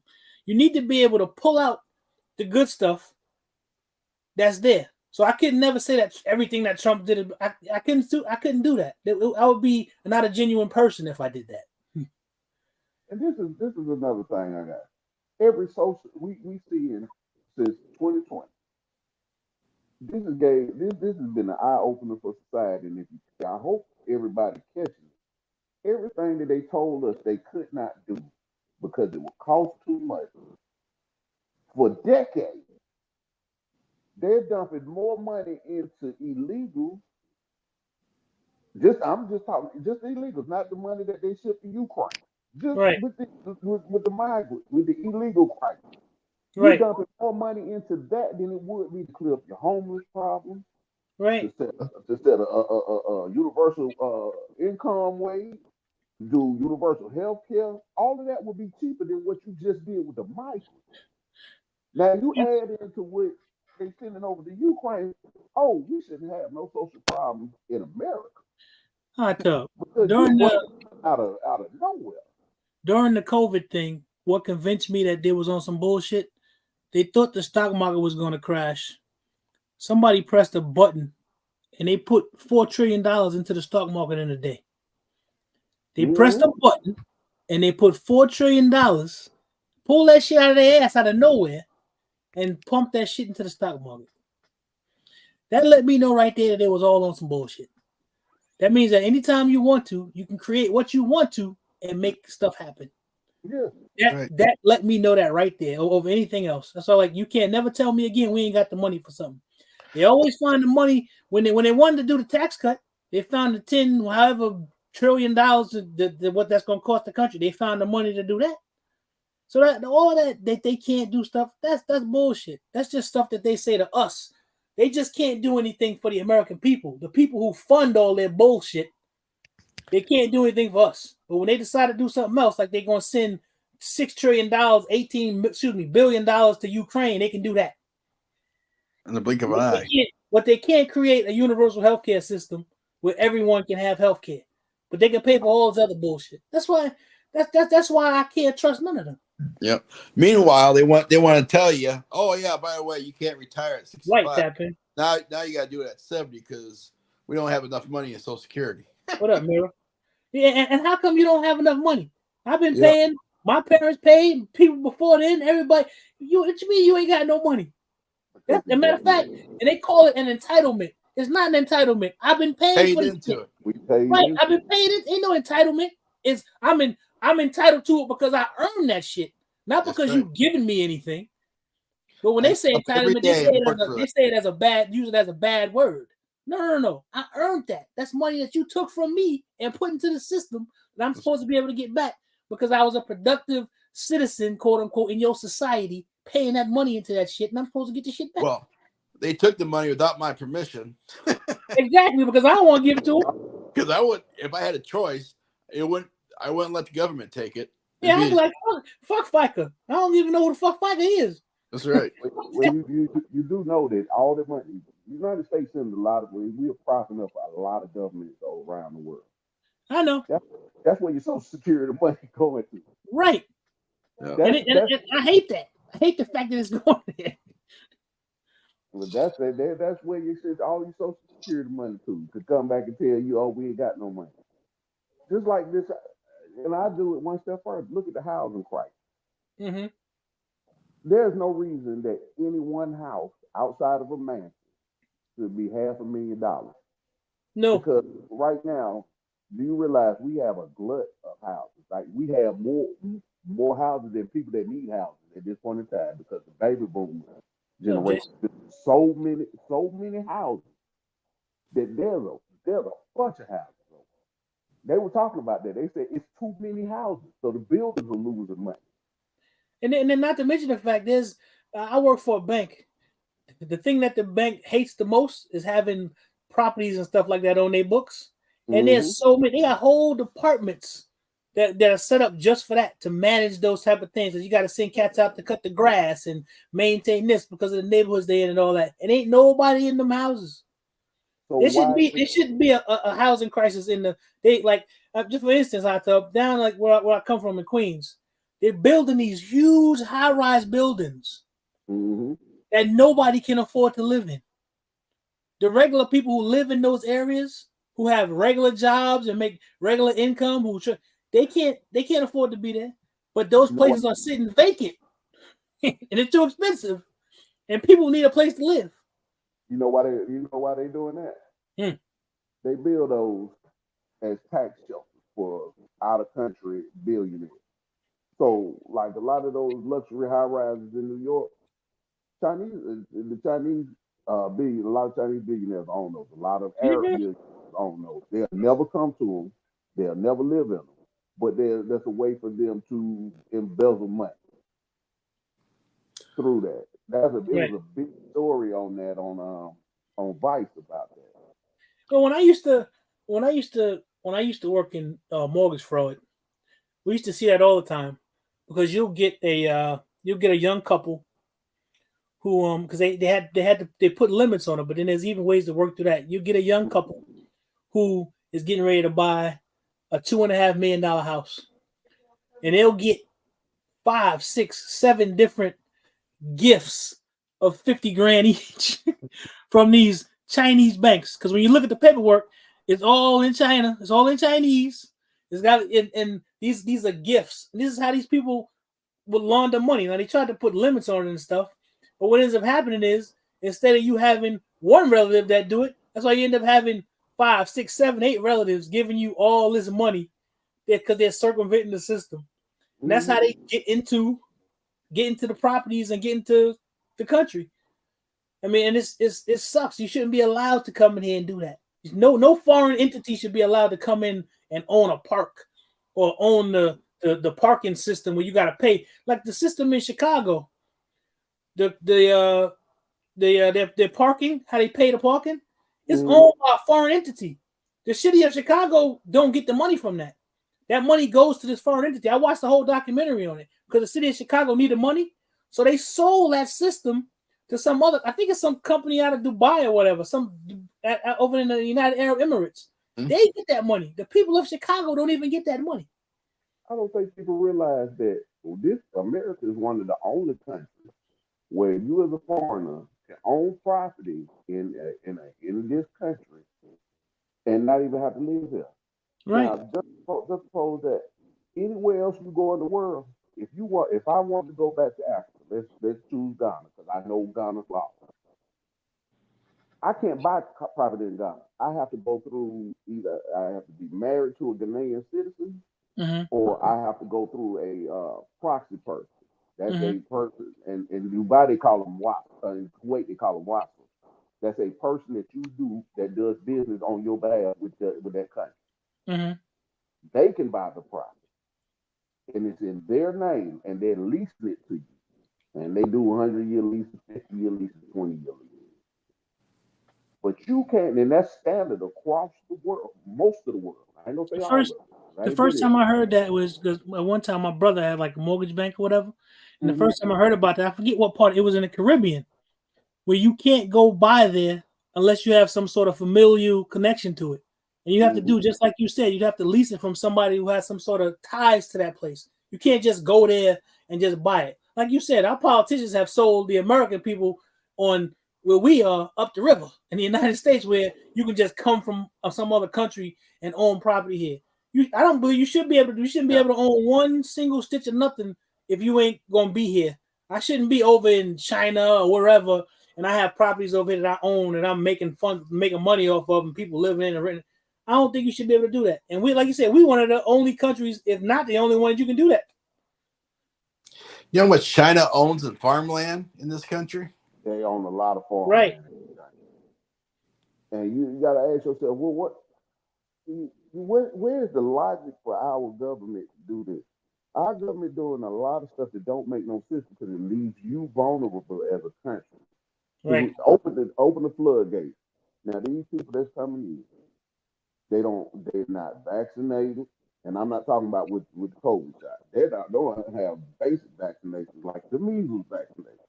Right. So now in every city that they showed up in large numbers, every city, there are measles outbreaks now. That's all you see now is measles outbreaks in Georgia, measles outbreaks in New York, measles outbreaks in Philadelphia, measles outbreaks in Chicago. What all them cities they got in common? They have a mass influx of people from countries that they haven't eradicated those ancient diseases that are all but extinct here. Mm-hmm. That's one. Number two, you're not vetting who come in. You're bringing in any and everybody. Anybody can get into this country. Unvetted. Now, you have the technology to stop it. You have the technology to identify everybody that come off their border using a satellite. Right. Get crystal clear pictures of them. One background checks and everything. The FBI came out and said, we got terrorists and known terrorists in this country. And we know they in this country, but we don't know where they at now. We saw them come in. We don't know where they at. So they're expecting another 9/11 style attack soon.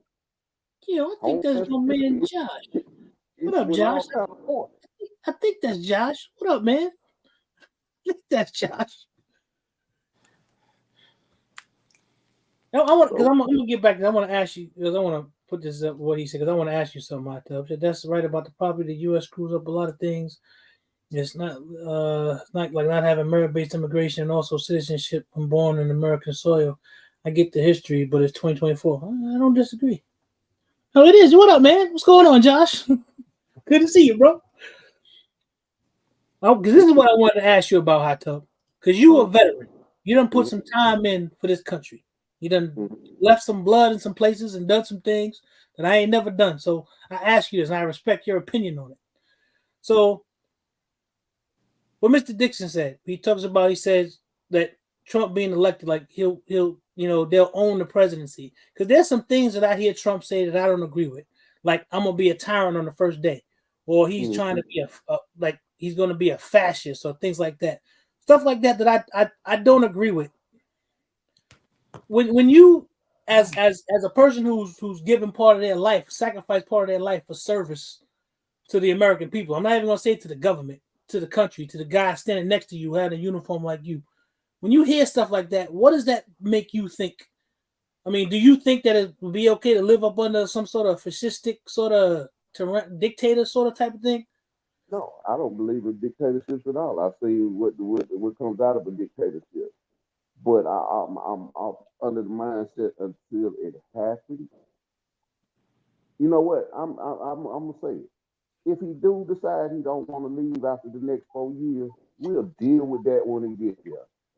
It's not that hard to get him up out of there. And it's checks and balances upon the way. They thought he was gonna do it the last time. And those checks and balances kicked in. As well they should. I got faith in our armed forces. I got faith in the people that run the armed forces, that they won't allow a dictatorship to ever come to pass in the United States. On the worst case scenario, you might have splinter units whose leadership might want to try something, but you're talking about the greater majority of the armed forces all getting on board and saying, "Yep, we cool with this dictatorship." That ain't gonna happen. Okay, that's very low probability. Because that's something that like I know people personally who like came from places who lived up under that type of thing, and it sort of, when they hear it, it makes their alarm goes off even more than mine, because they've lived under that type of regime, I guess you want to call it. Hold on, Zach. No, go ahead and get yours out, but I want to address that what Danny just said. Oh, hold on, let me. No, I was finished saying what I was saying. Hold on, let me put this thing up on the screen. See what he says. Do you know how much land and property Americans own in other countries? America owned countries and has been robbing Africa for their gold for decades. Okay, I mean, I'm gonna address this. America owns no property in no other country. Every country that has an American military installation, they pay rent. The same rule that I told y'all about you having to lease that land. The United States, every military base, they lease that land on 100-year lease. So we don't technically own anything. Now, if anything that we do own, it may be the puppet government. Now that's true. And you have influence on that government to do what's in your interest as America, as opposed to what's in the best interest of their citizens. But we don't own any property in any foreign country. That's a fallacy, and if you think I'm lying, look it up yourself. Okay. But I'm very familiar with that. In Kuwait, we got 2 or 3 new bases that we put over there probably about 10 years ago, and that was a big thing. That the lease they were talking about doing a 200-year lease for that. And the Kuwaitis was kind of up and on, like, nah, we don't want to sign no lease with you to keep you in our country that long. And the average Kuwaitis, they didn't really want it. It ended up going through, but it was a 100-year lease. And that the Army Times had ran an article on it. And they broke it down how the military goes country by country and say who owns this particular land. And the country doesn't even get that money that the United States gives. Whoever owns the land that the United States uses for their bases, that individual's family is who profits off of that, not even the country itself. And the fact too, I think when I look at the question that you're asking, Danny, I look at the government buying a piece of property somewhere different than a regular citizen from another country buying a piece of property next door to me and buying up neighborhoods and all type of. I look at that totally different than building a military base somewhere. I don't look at that as the same.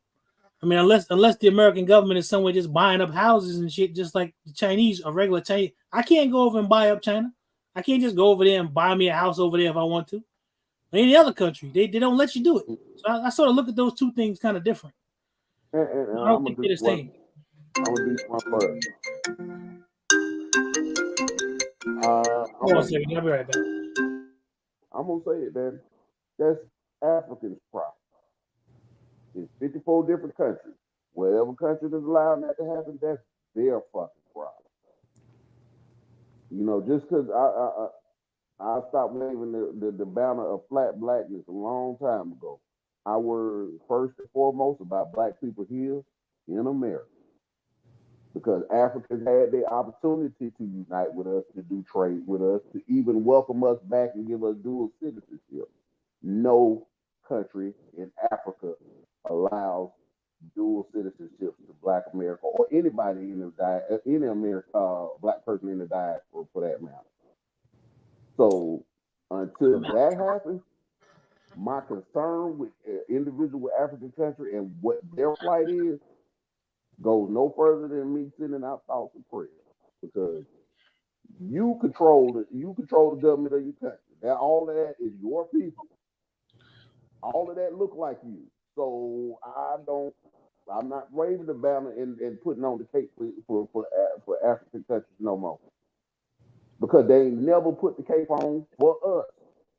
Nope. A lot of those countries, South Africa in particular, in my lifetime in the 80s, they got out of the apartheid system because Black Americans, specifically here in America, not nowhere else in the diaspora, fought for them to have their independence. That's a fact. And what did they do? Do they reciprocate to us? Do they take something in the UN and say, hey, we need to stop the Nope. American government for treating Black folks like they treat them? No. But you saw, but you did see where South Africa just tried to have the case against Israel with that thing that's going on with the Palestinians, but they ain't never tried to do nothing to help us over here. So it's my thing is this: hold your own nuts time for everybody across the world. In my opinion, America first, bro. Let's deal with what's going on here. I'm with you, Tony. I'm America first. I'm with you, man. You know, hot tub, Tony. I just learned something tonight. I never knew Africa denied American Black people dual citizenship. I can't say the word. Citizenship. They all. This is what they have. The closest you have is what Ghana does have. Is that's the right to a vote. And that comes with a lot of stipulations to it. Plus, you still paying U.S. taxes and Ghanaian taxes. Plus, you have to have. When I tried to do the process way back in 2012, when I was like, "Fuck this shit, I'm out," and I had money, they told me I had to have $300,000. That was in 2012. Now it's more now. I had to have that in my bank account. I had to give the Ghanaian government access to my bank account. That was a bridge too far for me. I said, so this ain't no. Right. Because there's nothing stopping you from taking money out of my account once I give you access to it. And I can't just give them a one-time access so they can look at my account. No. They have to have unfettered access to your account. Any business that I start, if I went to Ghana and started a business and that business became successful, they take taxes out of my business, and then the United States say you made X amount of money in Ghana. Thank you very much for the taxes you just paid me. Right. So that's not true citizenship, because on the flip side, when anybody from any other country comes here, they get a new credit line. See, this is part of the game that they don't tell you. If they had bad credit where they came from, guess what? They got a clean slate here. If they had a criminal history where they came from and they slipped through the cracks, guess what? They real citizens here. They have a clean record here. If they had child support, because some countries do have former child support. If you had child support issues in your home country, once you get here, that does not follow you here. So until that's reciprocated in any of the African countries, that we have unfettered dual citizenship where I don't have to pay no, and that's another thing, they don't have to pay no taxes back to their home country. So unless you're giving me that, hey man, hold your own nuts. Fuck you. Right, I agree. Yeah. I agree. I hate when they try to get. That's been a bad habit over the last, I say, 40, 50 years. Everybody tries to browbeat and shame Black America into supporting African countries that never supported us. Right. Till that support is reciprocated, because I feel like we've done enough for every group that has an issue. They come to us and say, "Well, black people, you should be speaking on this because you might. This is just like your group." No, it's not. Nothing that anybody going through now is like what we've been through. Right. The LGBT movement, that's your personal choice to be gay or Right. lesbian or whatever the fuck you are. That's not a civil rights issue. Right. Because if you don't tell nobody, nobody knows what your sexual orientation is. Yeah. To the illegal immigrants that come here, if you don't like the way you're being treated, go back to the country you came from. You have a That's whole right. country that you can go to. If America get too hard for it, and a lot of them do, because under Donald Trump, what they didn't tell you, they had a mass migration out of the United States for 4 years. So you can always run back and play that back and forth game. We can't do that. So I hate when people try to equate their struggles, their minor inconveniences by America, because that's what they are, to 400 years of rape, murder, cannibalism, enslavement, land theft, Jim Crow law. They had laws on the books in this country that criminalized us simply because of the color of our skin. They have never done that to any other group. Jim Crow laws were not extended to Mexicans No. or Hispanic or Asian. Those laws only apply to us. So until you go through that, until I see y'all out with a man behind you on the horse with a whip whooping your back and you picking cotton, don't compare your struggle to us. We are not the same. It's true. Stop asking us to comment on it. Stop asking us to lend our credibility to your causes. We done enough for everybody. It's time we start being politically selfish, looking out for what we can get out of this country. That meant gonna be voting for some people that you don't want, that your mama that told you that there was some bad people. Vote for some people that made some racist comments. If they're willing to do something for you for the betterment of your community, put your pride and that bullshit idealism aside and be politically pragmatic and do what is in your best interest. Mm-hmm. That's all I want, my folks to do. Because there's a lot of shit that the Republicans do have that they do advocate for that actually benefits us. True. And like I say, I love this right to bear arms, and I don't want to lose that shit. Keep on voting Democrat in these cities. As you see with Chicago, Yep. you're gonna lose that. You wanna know, tap in? I don't wholly agree with that. I don't think you should stop asking. I don't think you should. Tappy, I'm gonna do you one better, Zach. We've never asked for reparations. That's the problem. This is the first time in the history with black folks. We knew we were supposed to get it because it was said when they came off the plantation, when they had the meeting down in Jackson, Georgia. Mm-hmm. What do you want? That's where the whole 40 acres and the mule came from. And then once they did not do it, nobody in leadership in Black America said this is what we need. Even during the civil rights era, had we asked for it, then we could have got it. This is our first time in history asking for reparations. And the first thing most black folks do is, oh, they ain't never gonna get it. How you know that? You ain't never tried. And just because they tell you no, they told gay people, no, we're not gonna give you no rights to marry, no rights to inherit. They told them that for decades until they got Obama in there. And didn't nobody want it when Obama gave it to them. Right. So it's gonna be the same way with this. Yes, it's gonna be a lot of people mad. Yes, it's gonna be some folks that don't like it. Yes, it's gonna be some folks that try to physically get at us. But I'm willing to accept all of that if it means that I get true justice for my ancestors and what you did to them and what you're currently doing to us. Because it never stopped. It just takes different forms. From slavery to Jim Crow to convict leasing to mass incarceration, to the war on drugs. Those are non-stop assaults on the black community. Mm-hmm. That's what you're paying for. And to every other group that says, well, my people wasn't here during slavery, why do I have to pay? Well, why do you have to pay? Why did you have to pay for the Japanese to be when they was in internment camp? Why are you paying for descendants of World War II Holocaust victims now to this day?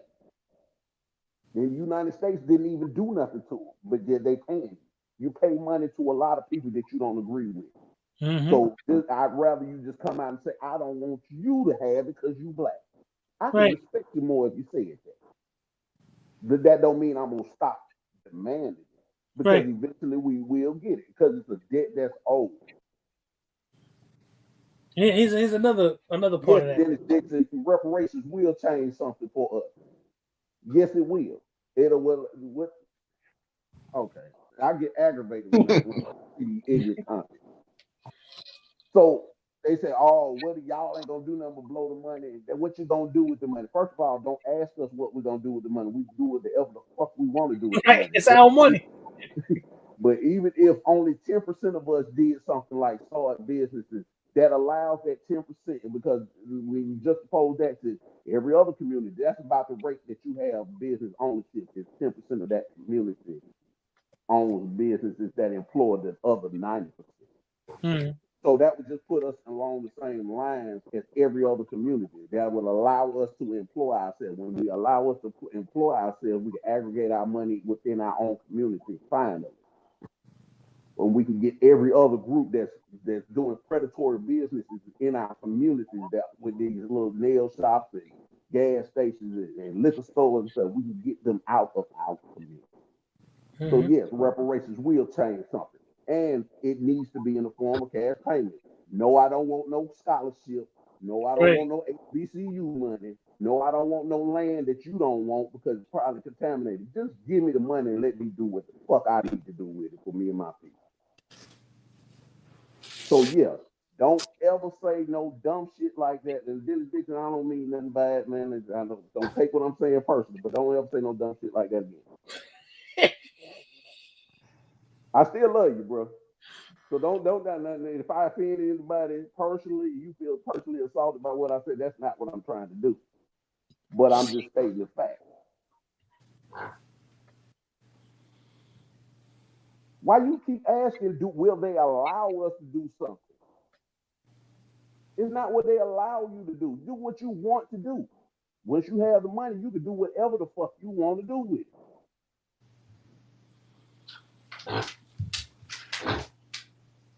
I agree. Guess what, Dennis Dixon? They don't have no. When you have the money, you can stop them from blocking you from doing stuff.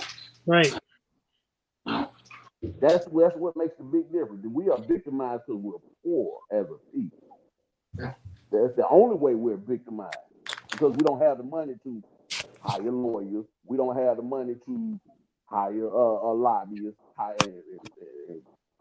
bribe politicians like every other group does.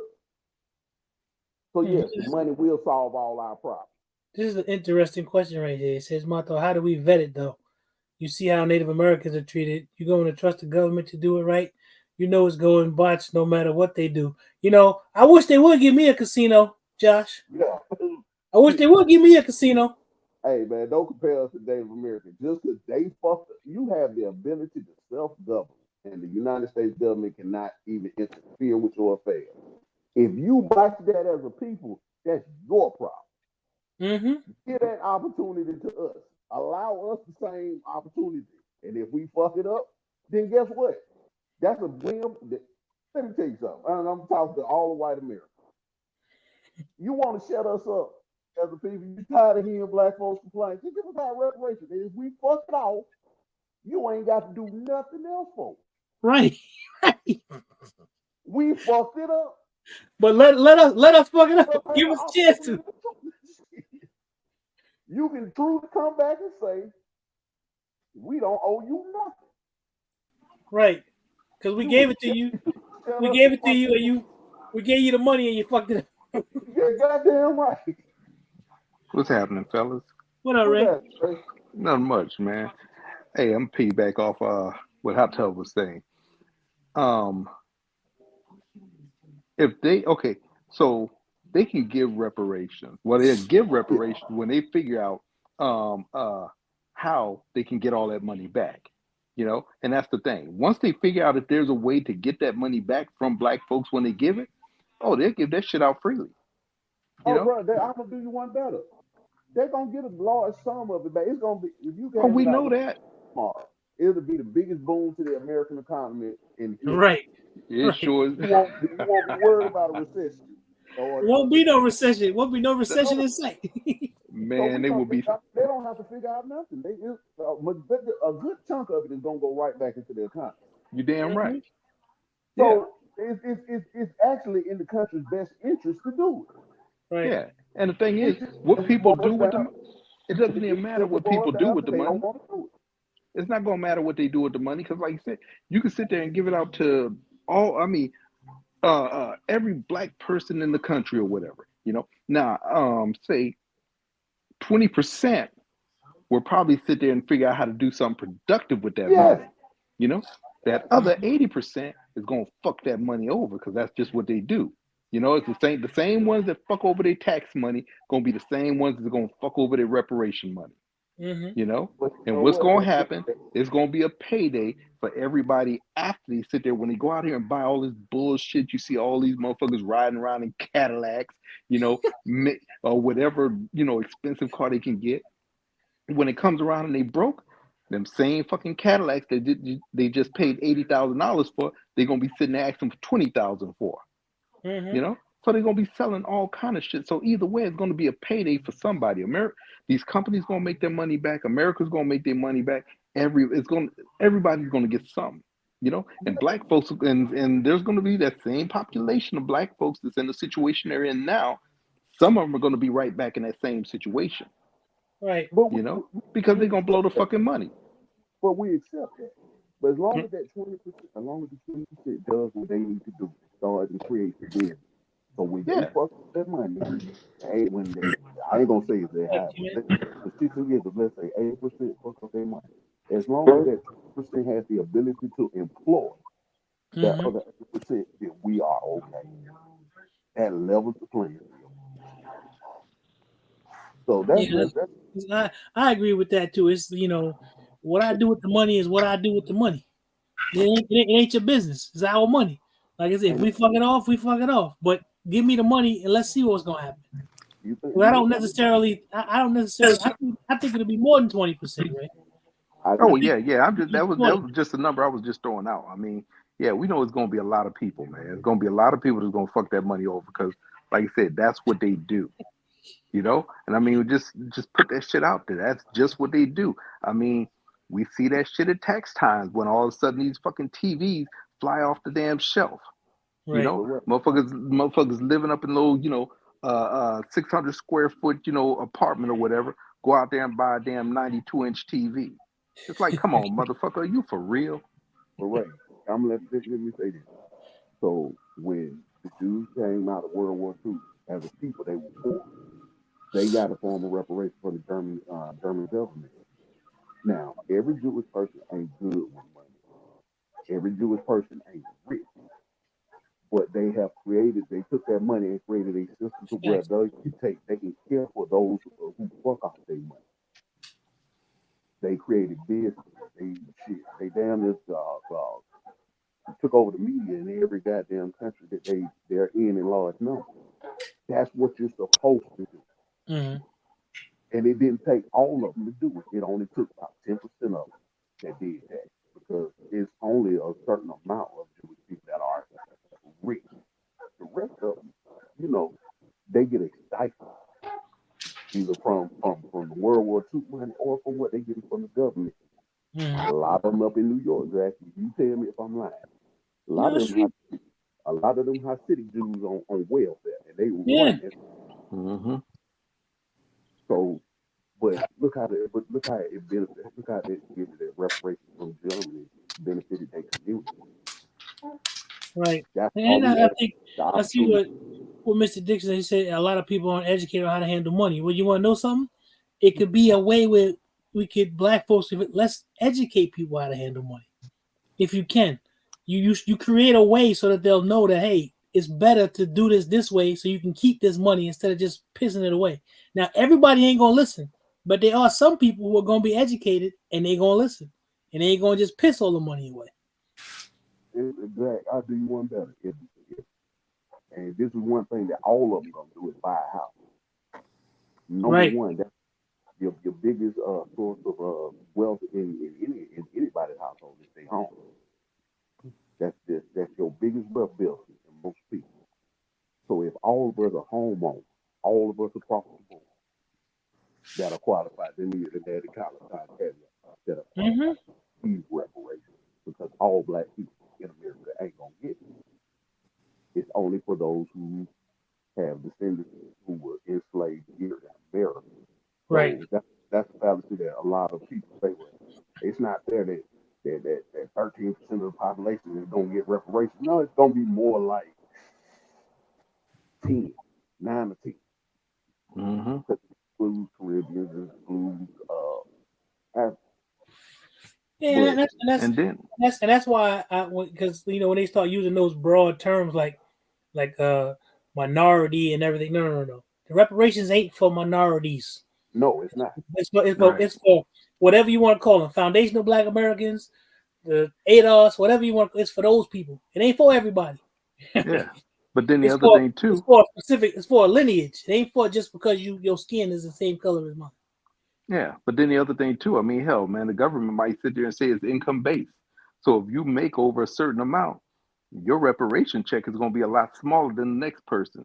They can So never do it. They can never now, find out now more they, money. they can do. I mean, you got to think about it. They can do whatever the fuck they want. They can sit there and figure out No, a way to sit they there and can only say, do it "Hey, if this we is how it's going to allow. be." They can You only do know. that if we allow that to happen. Oh well, Right. yeah, that's what I'm saying. If they allow, but I mean, you got to think about it. But That's we're not going to still allow shit that that to they will happen. push. You Because know. how you going to tell a person, I don't care how much money they earning or what they make, their family was fucked up and their ancestors were done dirty over this. And you goes, well, you can only have this much. Fuck out of here. People gonna be up in arms. Title to it. Well, we They would hope that they would be up in arms. I think they will be, because what happens is those people are the ones who have a little bit more sway because they have a little bit more invested in the economy. So they gonna speak up and be like, "Yo, nah, what you talking about? That's still owed to us. I don't care what I'm doing here because I rose above the circumstance you created. You mean to tell me I can't get? No, I'm still owed that. You still did my ancestors dirty." and I'm gonna say this: What up, if Rodney? y'all so worried about us fucking up the money, then why? Because it will come right back to you. So that shouldn't even be an issue. Well, we got to make sure y'all don't fuck up the money. You should hope we fuck up the money. Exactly, because the money goes back to you. The money goes back to you. We live in a consumer driven economy. Like you said, the economy would be booming. There wouldn't be no recession in sight, man. There is no downside to something like reparations. There is no downside to it for America. What you have a bigger downside propping up these illegals, because most of the money that they make extra, they don't spend it in the economy. They send it back to their or their home country. Yeah, Jay. Yep. So you losing money propping them up, as Yeah. opposed to people who here. If you just give us what you owe, most black people are die hard Americans. We will stop because we don't want to go nowhere else and leave. No, because you know why? I tell we ain't got nowhere else to go. Exactly. Shit, hell, I don't know nobody over there anyway. Right. Shit. That's why people get upset with me if I don't call myself African American. I Yo, know. I understand about the ancestors and all of that, but yo, I'm from Queens. I ain't from Africa. All I know is this Black American experience. That's it. Yep. I don't know anything else, so I can't claim it. Not to mention the fact they ain't claiming me. So what the fuck I'm gonna claim them? That's the part exactly. Because when I went back over there and I had the opportunity to go over there and immerse myself in different cultures, I've been to 7 or 8 countries over there. I ain't been to all 54, so I can't speak on all 54 countries. But I can speak on the ones that I've been to. They did not embrace Hmm. me. Did not look at me as a brother. They looked at me at best as a lick that they could keep flossing money out. there's a because what's his name? Godfrey just did Shannon Sharp show. There's a segment where he talks about Africans because his people are from Nigeria, but he was born here in the States. And there's a segment that if you should go look for it, where he talks about that whole African hating on Black American thing. If anybody, I don't have it, but I was watching part of it. I actually saw part of it on, I don't know if I was on TikTok or Instagram or whatever. There's a whole segment that he did where he talks about it from the whole, because his people are, I think, from Nigeria or whatever. It's actually good. If you can find it, go find it. They pull that out and he talks about it. It was really interesting the way he talks about that because he sees himself as Nigerian because his parents are, but he sees himself as an American. And he doesn't like the fact that there'll be that Nigerians or people from other will shit on Black Americans like there's something wrong with us. He doesn't like it. You should go check it out. It's interesting. The average Black American don't understand that we don't have no frame of reference because when we look at other Black people, we look at another melanated people, so we feel like camaraderie for each other. Mm-hmm. That is not reciprocated anywhere else on the earth. Everybody else takes their pride first, their country to second. That's it. They don't give a shit about what we're going through. Right. And then if anything, they say we complain too much because we're privileged just to be here. I heard that a lot. Me too. I've heard that a lot too. Yep. Like we shouldn't be complaining. My thing is, you don't got the right to tell me that. Take your ass back to wherever the fuck you came from, and I'm saying it. I don't care what nobody thinks about it. Don't come here talking shit about my brothers and sisters here. Take your ass back. If you don't like it, go back to where the fuck you came from. I can complain as long as I want about anything that I want because that stuff directly affected me because it fucked up my ancestors. I don't give a shit what they got to say. That shit pissed me off. For them, I say shut the fuck up. Go back to where you came from. You don't like it, kick rocks. Get on the next thing smoking. I don't give a shit. Man, look, they had this dude I used to be cool with, and like I say, used to be cool with, and all the time, man, he was always preaching this, Africans stuck in America. We're Africans stuck in America. Mm-hmm. And I sit there and I told this dude, I said, look, man, let me tell you something. My great ancestors were Africans who were stuck in America. At a certain point, this is all we knew, And I said, the thing is, like right now, you ain't stuck in America, motherfucker. You can buy a plane ticket and get the fuck out of here if you want. Right. So you're not stuck here. So you going on with this whole shit, we're Africans stuck here in America? Now, that's a whole lot of bullshit, dude. Because you're not stuck any fucking where. You can go wherever the hell you want to go. The reason you don't go is because you ain't going to make the money over in Africa that you making here. You ain't going to live in Africa the way you're living here, period. No, they come here and they live off of the stuff that Black Americans fought for and the rights and a little bit of shit that we tried to have. They live off of that. Yeah. Like they deserve it. You don't deserve that shit. If you got a problem with what's going on here, take your ass back to where the hell you came from. And I mean that wholeheartedly. I don't care who don't like it. You can't come here from somewhere else and talk shit about Black Americans here in this country. You can't. And then think that it's just okay. You don't like it? Take your ass back where you came from. And I mean that. You can dislike me or whatever. I don't care.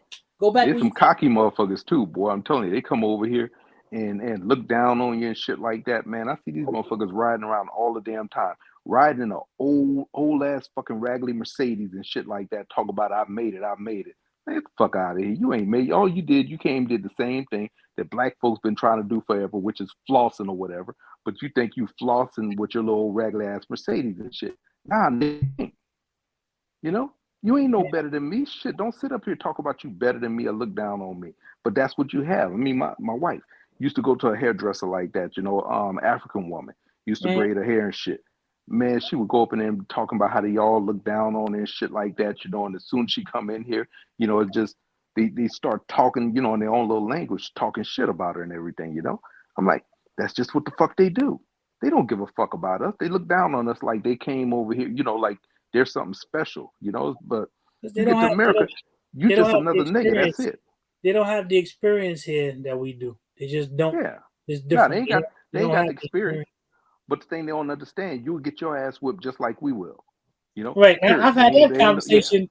I've had that conversation with some of them too. They ain't gonna look at you and ask you, "Hey, where you from?"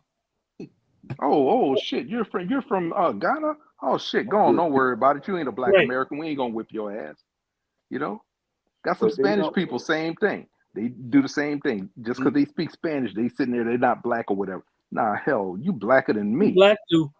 Yeah, Right. blacker than me. You just speak Spanish or whatever. They ain't gonna sit there. Oh, you speak Spanish? Go on. Nah, they gonna whip your ass too.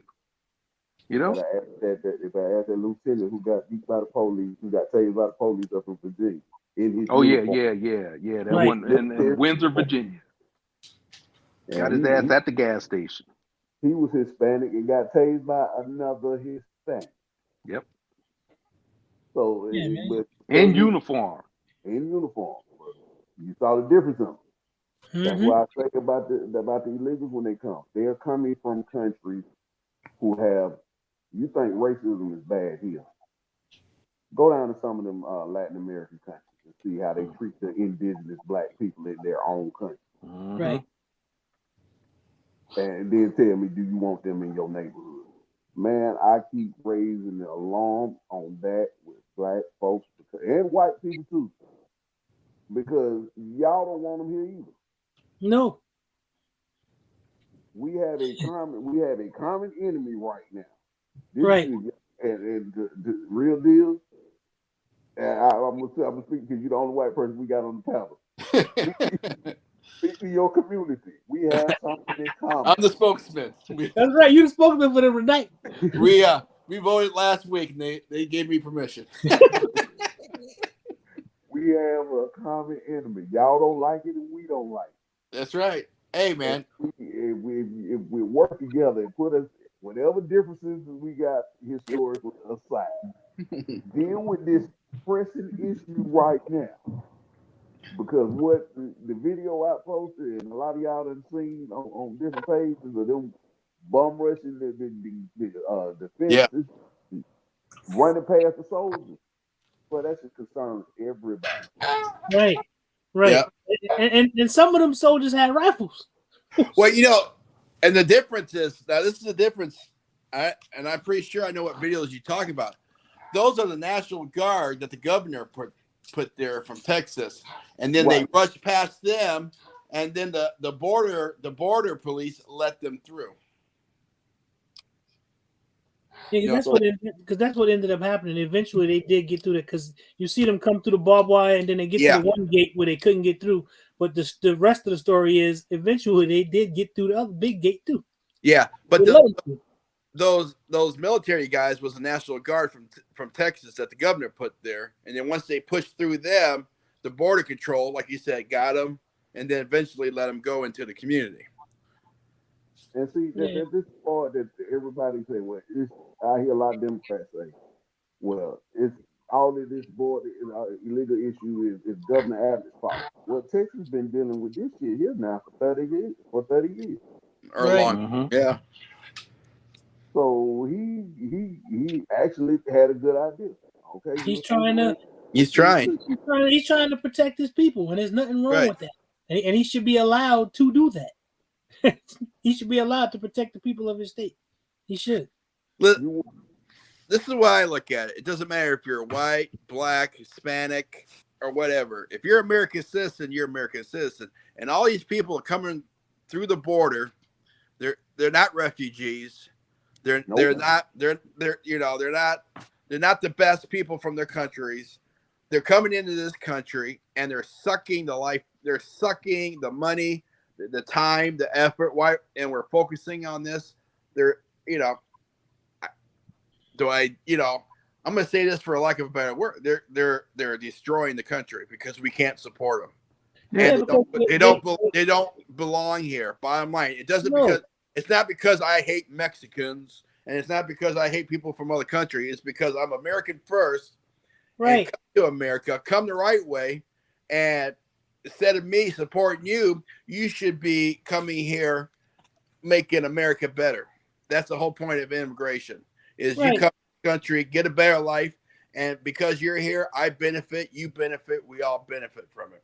If you come in here and all you're doing is sucking up resources And that's the thing that pisses me off the most is the government is allowing them to suck up resources from people who are citizens here. You can use that money to help your people who are already here, but you decide to overlook those people. And this stuff disproportionately affects Black communities. It just is what it is. Actually, it hits the Black communities harder than it does the white communities. Exactly. And that's why that money that you giving to them, you could be using that. And you give a person who don't have nothing, you give them $1,000, you're gonna change their life.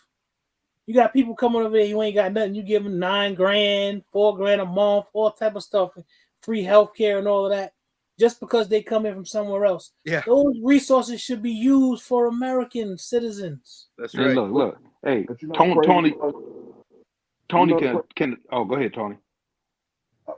You know the crazy part, and I'm gonna let you get yours out, Ray. I'm gonna say this real quick. You know we can end this real quick without even having to do nothing to them. They'll leave willingly.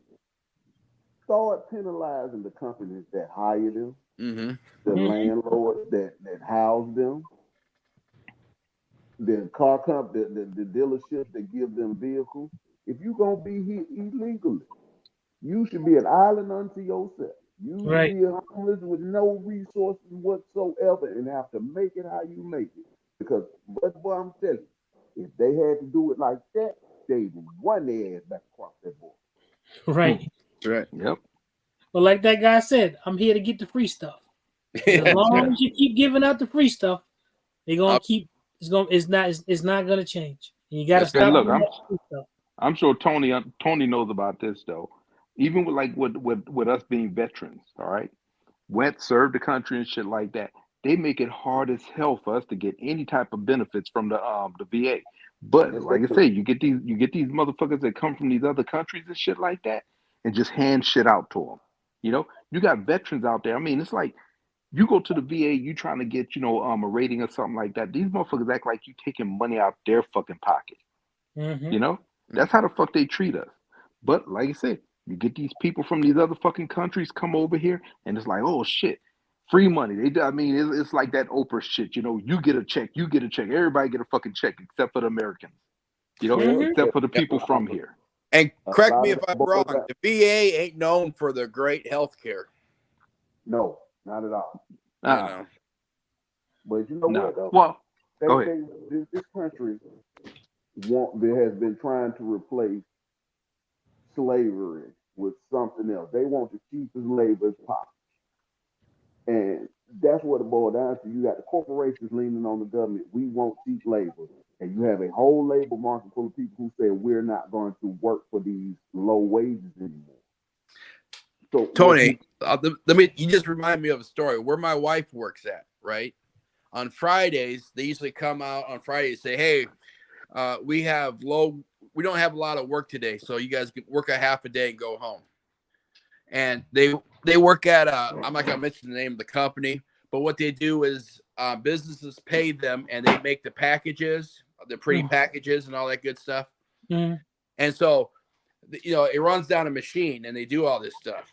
And so they thought something was up. So before they left, they took a picture of how many hours that was running on the machine. And when they came back to Monday, it didn't match up. And what they were doing was sending all the people home, but all the illegal Mexicans they were hiring that they paid dirt cheap, they were working during the weekends, pushed out to work because it was cheap labor. Did you see Strap House Refrigerator Q? He hit on it. Tyson laid off, what was it, 1,200 employees, American employees, and bringing in. Now they just laid them off. The same day they laid those 1,200 off, they brought in 4,300 illegal immigrants. Not only did they bring them in to do the same jobs of the people that they laid off, not only did they bring in damn near 3 times as many, they're giving those people on-site daycare. They're building on-site housing. They're giving them tiny homes somewhere on the property. Bruh. Damn. That's you see what's going on. So now you got companies that are displacing American citizens for criminals. Right. Essentially, that's what they are, criminals. Yeah. They are. Yep. As soon as they came into this country, they were a criminal. They're The way they came here. Then you have this judge that made it legal for them. The Second Amendment is for American citizens. They have a judge that gave them the legal right to bear arms. Yeah, I know. Right there in Illinois. I can't understand that. Oh, I can. I keep telling y'all think I'm crazy, man. This is an invasion. Okay, so when it pop off, who you think they're gonna deputize? I heard them talking about that too. Law enforcement, because to fill the shortages in law enforcement, in the police department, and in the military, they want to use the illegal.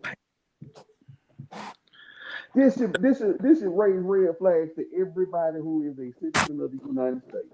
I don't know why a lot of people ain't as mad as I am. I stay mad about this because I know where this is going. Yeah, damn.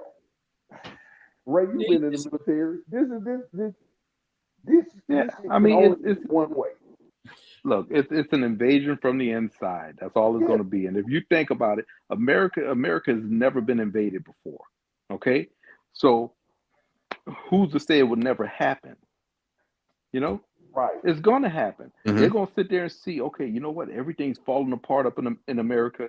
The borders are wide open. Shit, come on. We can go right up in there. We can go in there and we can attack the asses from the inside. And that's why. Right there from the inside. That's why. And they can tear our infrastructure up. I mean, as far as the internet and shit like that. Oh man, they could tear that shit up because what they take and do, they get these. And I was talking to somebody else about this. All right, because I work in the communication industry. So all they got to take and do, they can sit there and get these jobs and shit like that, and figure out, okay, yeah, where our main fiber lines and shit, because everything we do is on fiber. You know, everything is connected through fiber line. All they have to do is figure out where our main fibers at, our main, where these main lines are running at, and strategically cut all that shit, and they will kill communication across the United States. Well, our communication, cell phone, and everything. Our grid is terrible, so it wouldn't take much to knock that out. That's why it's time for the American people to buck. And when I say buck, I mean buck for real. It's past time. And you can't let them bring in a small standing army that can decide we're gonna just turn on the people that's already here. You have to at some point. That's why you say, oh, they're gonna do this, they're gonna do that. At what point do you say, you know something? Fuck all that. You can't just come here and do whatever you want. If you got to do shit in the dark, do shit in the dark. Don't do it out in the open. Do that shit behind the scenes, but do some shit. That's all I'm saying. Because people think, oh, they're gonna do this to you, they're gonna do that to you. They ain't never gotta see you do it if you do it the right way. You know that shit still exists, right? You can still do shit in the dark. Just because we live in this social media, everybody recording everything age, that's bullshit. I'm old school. You keep your shit off of the camera and keep yourself in the dark, and you do your shit behind the scenes and make shit happen. That stuff still can work. Mm-hmm. And let's not kid ourselves. It's not just Mexicans coming into our border. You know what I'm saying? You know, it's everybody. Fuck you, wing ting ling, or whatever your fucking name is. You coming up through Mexico? What the fuck? What type of shit is that? You coming up through Texas? What? Ain't no fucking Chinese border in Texas. Nope. You know. And you know what? No, I'm gonna say this. This that's one group that the United States is always allowed to fly under the radar, but they do more spying on us than any other group of people. The Asians, more specifically, the Chinese.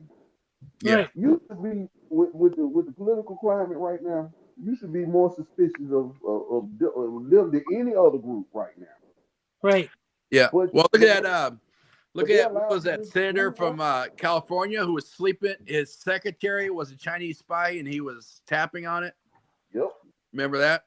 Mm-hmm. Telling her all the little secrets. Right. You're right. The country that's does more cyber attacks and all type of stuff is the country that we seem to be least suspicious of. Yep. Yeah. But I mean, you got to think about it. If they want to get us, they can get us easily, man. I mean, shit. We all got cell phones. We all got laptops and computers, and all that shit is made in fucking China. Them bitches could take and put, like small explosives and shit like that inside this shit and hit a button, and next thing you know, everybody's head is blown the fuck off. I mean, they can easily do that shit. It's that fucking easy, man. I mean, just think about it. That sounds like some Austin Powers type shit. But I mean, think about it, though. Think about it, man. Everything we own is made in fucking China. Everything. They ain't shit made in America. They sit there and say made in America. I mean, hell, you might find a couple of flags that's made in America, But I mean, other than that, everything is made over in China and shit like that, So, like I said, they can easily just take and, put some type of explosives up and shit, man, and just say, you know what? Fuck it. Here we go. We getting ready to start this shit. And next thing you know, motherfuckers' phones blowing up and shit. You got a big hole in your ass or in your head or wherever the fuck you keep your phone. And that's it. That's the start. Wait, I'm going to say this. This is one of them areas that Trump was leveling the playing field on. Trump wasn't no friend of China now. Yeah, he might have been up Putin's ass. He might have been up North Korea's ass. He didn't play the radio with China, and he was about to put so many tariffs on Chinese products that the private sector got scared.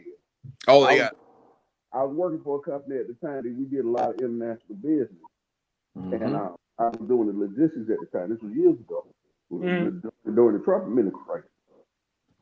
They were so scared. The company pulled out they divested from all the companies that we did business with in China and moved operations to India because that was the biggest thing. When the CEO used to talk about it, he was like, we had conversations with different CEOs of these different industries of how much money that's going to cost us, not cost them to move operations, labor costs. That means that they have to pay more money for labor if they go into a different country.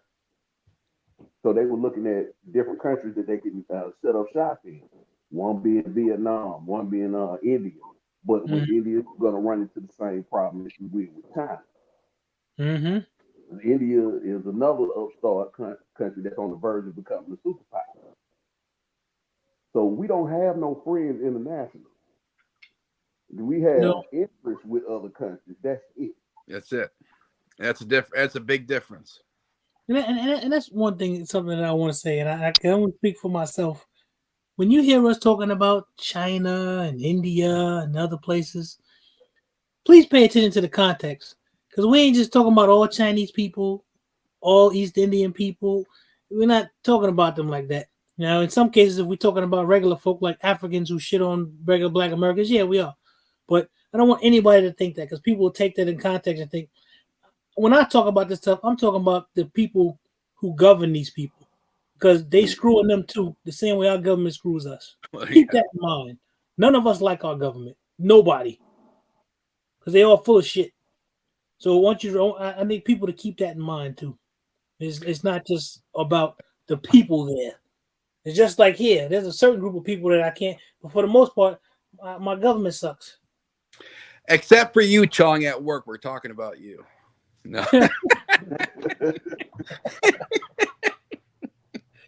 Yeah, I want to keep that, because people will say, "Oh, you were just hating." No, it's not about the people. There are some people who be on some bullshit, but the governments are the ones that are fucked up. Even ours. If you say you trust the government, something wrong with you. You can't trust. That's like, yeah, we're talking.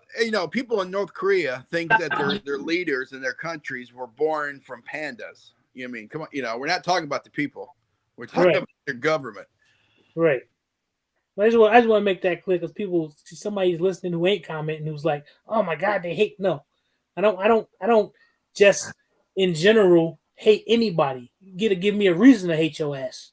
If you do, then yeah, I'll hate you and be like, "Fuck you." But I don't just in general hate anybody. Well, you know what the flip side of that is? That go to some of that country. I encourage, and I'm gonna speak directly to black people that's on here. I encourage y'all, get y'all a passport and just go pick a country. Any African country, pick any Arab country, pick any Asian country. Go to. Watch how they treat you. Yeah, ain't no kumbaya camaraderie with a lot. Now you got some cool people, individual people But the majority of the people that are nice to you are nice to you because you spend money. The minute you're not spending money, you are looked down upon. Right. Because there's an image they look. You'd be surprised how many countries look at our media and its portrayal of us, and that's their opinion. When I go to your country and the first thing you come up to me and say, "What up, my niggas?" Now I got a choice. I can slap the shit out of you for offending me because you don't have the right to say that to me. Right. But then I'm in your country. I'm going to jail. Right. And then I'm stuck in this loop of explaining to them how you shouldn't call me that, but you call each other that. I've seen it on TV. Everybody can use it. No, the fuck they can't. And if you use it again, the laws be damned. I'm gonna slap the shit out of you. Right. But I mean, they have a, and especially in Africa, especially they got such a low opinion about Black Americans. It's not even funny. This media has done a number on our image worldwide. So the moral to Hot Tub Tony's story is stay your ass where motherfuckers know the rules. Right here. I'm not Don't even go saying nowhere else. Just stay your ass right here where motherfuckers know the rules. travel. I encourage you to travel. There's nothing wrong with travel. Just don't slap But the shit out of understand, nobody when they say, "What's up, my nigga?"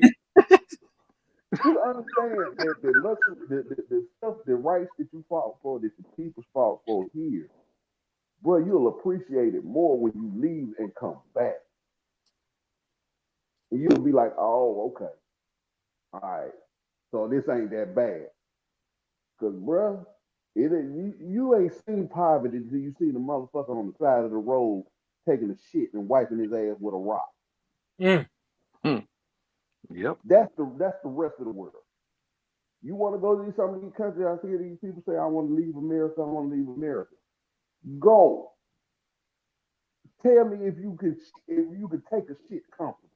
If you don't know how to shit in a hole, if you don't know how to squat and take a shit over a hole, and there ain't no toilet paper, you got little spray holes that you got to spray up your booty hole. If you want to do that, go right ahead. If you're comfortable with that, I have grown accustomed to the amenities and comforts of America. Yes. I do not take that for granted. Right. Because I don't care how papered up you is, eventually you're going to have to go out on that economy. And when you're away from the resorts and away from all the nice shit they show the tourists, and you get down with them people in them countries and see how they live, oh boy, you have great appreciation for where you're at. It's true, man. This things here ain't what I guess you call perfect, but I ain't trying to go nowhere else. I just gotta tell you, I got two reasons. Like Hot Tub said, I like all of the shit that we have, and another thing is my people built this motherfucker, so I ain't going nowhere. I ain't going nowhere. I challenge everybody to look. It's a guy on Instagram named Super Ray, and he just shows videos of how they eat in other parts of the world. If you don't have what they call an international stomach, and I got an international stomach, but I've also had food poisoning on 3 different continents. Bruh, they don't have food standards, sanitation standards. Your food is made in a kitchen full of rats. With a dude who's scratching his ass and sticking his hand in the food that he serves. There's a it's funny you said it, Hot Tub. There's a guy, I believe he's from Canada. He's a Jamaican cat. And he always does these videos. I can never remember his name. Like he'll be showing like the street food made in India or made somewhere else.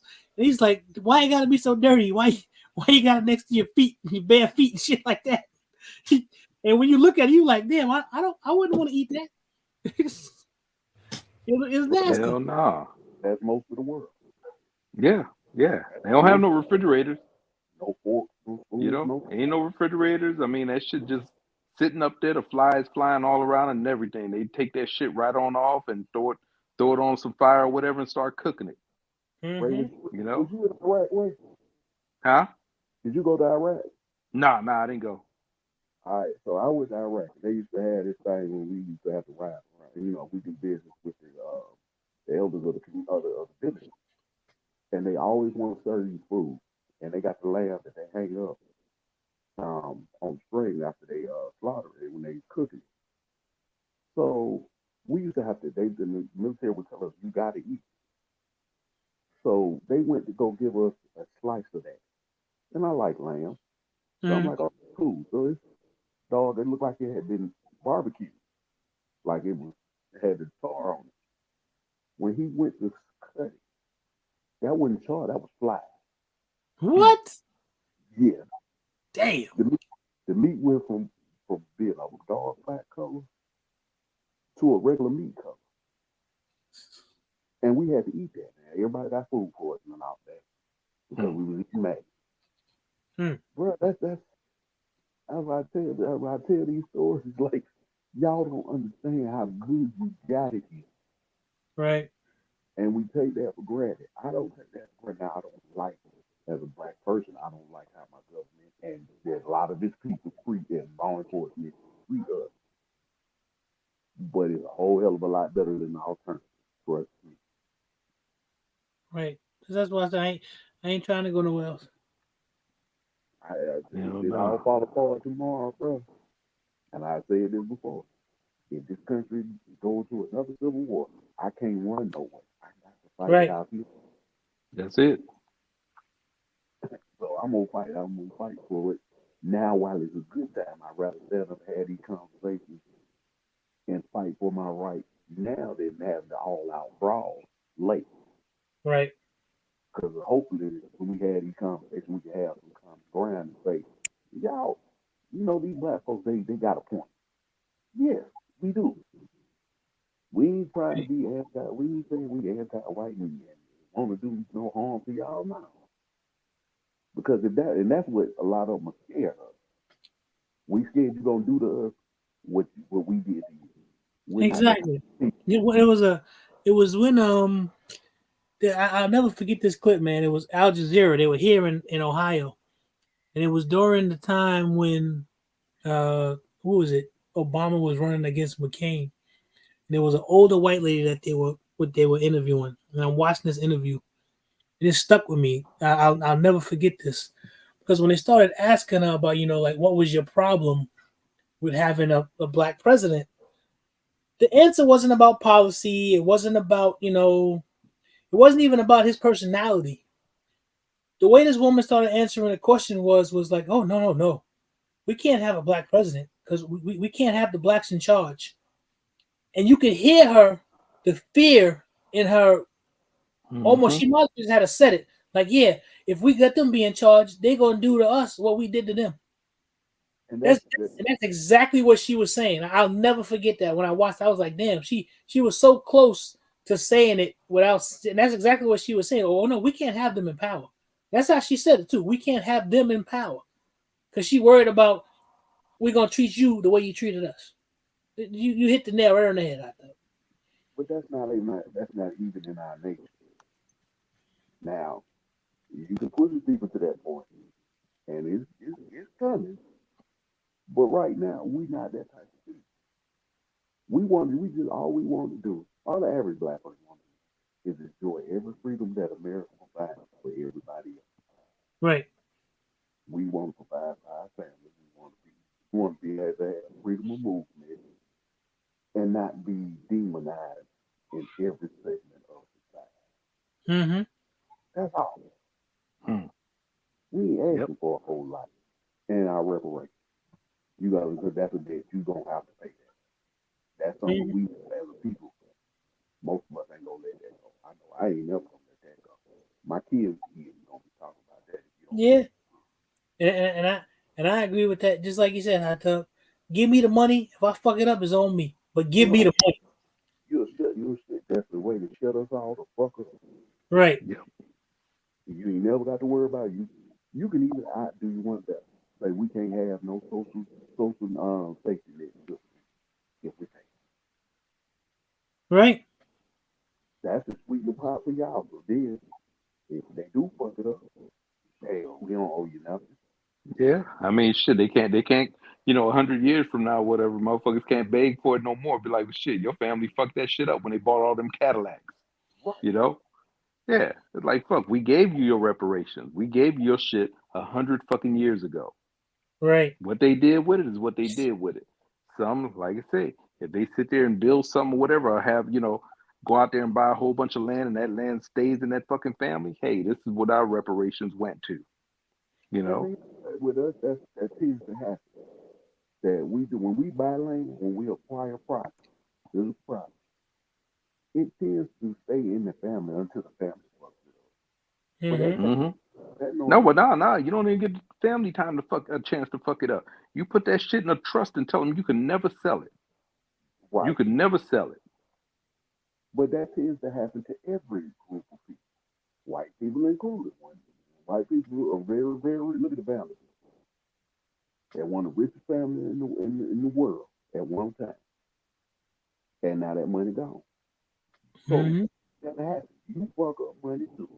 Generational wealth money, you fuck it up too. Just give us the option. We just ain't never had the opportunity for it. Right. And because I don't think that we would fuck it up like that.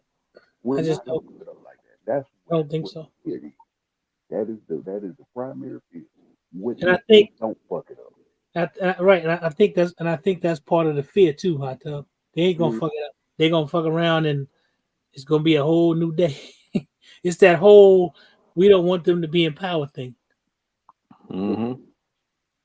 I realize capitalism demands an underclass. I understand. But nowhere in that doctrine of capitalism does it say that black people have to be that underclass. Make them illegals that underclass. Leave us the fuck alone. Right, Just if you don't want to deal with us, just let us go off and build our own kinds of society and do our thing. right. We're not fucking with you. We're not going to mess with you. I don't know why a lot of folks don't understand that. It's not like we sit around plotting against white folks. We We want to know trying something. That's to, that. I think that's a lot of times I think that's what they think. but even with all the issues, black and white issues, I still have more of an issue with the other groups that have participated in this system that are present. Mm, Because you didn't have to do that. You willingly did that. You looked at the landscape of America when your people came here and saw the dynamic. Instead of you doing what's right, or even staying neutral to stay out of the racial effect, you decided not only am I going to participate, I'm going to participate on the winning team. So I really got an issue with that. right. You should have minded your business. Stay out of this. Let us work this out amongst the people who were here, who've been here for hundreds and hundreds of years. Let these people who've been on this continent for hundreds of years work this out. What our issues are. You stay in your community or don't stay in your community, but stay out of our effect. Right. Can't stand like a Vivek Ramaswamy type stuff. You fresh off the boat, you ain't even first generation, and you spew the most anti-black rhetoric. You more anti-black than the hardest diehard Klan member. Right. How does that happen? And you blacker than me. That Right. dude is literally darker than me. What makes you think that you got the right to do that? Right. Get the fuck out of here. Yeah, And that's those conversations become hard because they oh you hating this one, hating that one. At a certain level, depending on what you say, oh yeah, I'm hating on you. I'm hating it. And I'm gonna be like, fuck you. you know what? You cannot come from somewhere else and get all the benefits from the things that my folk done fought for and then have something bad to say about them. Because if you do, I'm gonna tell you off. Straight to your face. And you know what, Zach? I'm gonna say this. I don't. When I had these conversations, I'm really loose with what I say Mm-hmm. because in fact, I don't. You can't change me. Nothing you can say You shame me. Oh, you're a racist. Well, I don't have the ability to be racist. I don't have power Right. over anybody. Now you can call me prejudice. I might well be, Right. but I'm not harming you. Nothing Right. I'm saying is a harm to you. That's just my opinion. But what you say and do actually harms us, and we can show where you're harming us. Black people are not lying on y'all telling us we're not asking for a hate crime because we're saying that the Asian community are abusing us, but they did it to us. You know what I'm saying? Mm-hmm. You were being harmed, yes, but not by us. Right. Use us as a basis for you to get a hate crime bill that made you a protected class citizen and had money attached. Mm-hmm. Yep. And instead of the politicians saying, okay, we'll extend this to black people because they have been the number one group who have been victims of hate crime for the last 50 fucking years without any policy. You didn't even do that. You allowed them. You said, yeah, we'll take that. And went right along with that. So, yeah, Right. I got to. Now, on an individual basis, I love everybody. If you cool with me, then I'm cool with you. If you're not exhibiting any anti-black racism towards me, I will not. I will reciprocate that and not put any anti-views on you. And we all get along. But if you don't address your people that do it, then we're gonna start having it. Right. Hey, I'm back. Did we solve the world's problems yet? No, not yet. What up, Big Zo? Big Zo, you come in late, man. I'm going to shut this down. we have for 2.5 hours. Yeah, I got to get up in the morning. I got somewhere to go. Yeah, I appreciate your brothers coming on, though. Appreciate everybody in the chat. I like these conversations. I think that they are good conversations that need to be had. And I like everybody's perspective. I like Hot Tub's perspective, Ray, Real Deal. Of course, I like my own. Everybody in the chat. This is how you chop stuff up, man. These conversations are good, and we need to have them because I agree with Hot Tub wholeheartedly. We are in the midst of an invasion, and as Americans, this is our country. I don't care. You're a citizen here. You can't just let some other motherfuckers come from somewhere and take our shit over. That's right. And that I am America first. We can join together and deal with what we got to deal with. If we want to fight when we get the motherfuckers out of here, then we can fight. But let's get them the fuck up out of here first. 100. Yep. Bro. 100. BOTP. Brothers of the Plate. Brothers of the plate. We out of here, y'all. Appreciate y'all. See y'all. Everybody take it easy. Like Saturday. Probably see y'all Wednesday. Maybe not, I don't know if we're going to see tomorrow night, but don't forget, regular meetup on 4, June 21st, 22nd, Southwest Ohio. Tickets are available at regularmeetup.com. Get out there. Come on out. Come have fun with the community. Come have fun with the family. So, yo, we out, y'all. Peace. Peace. Later.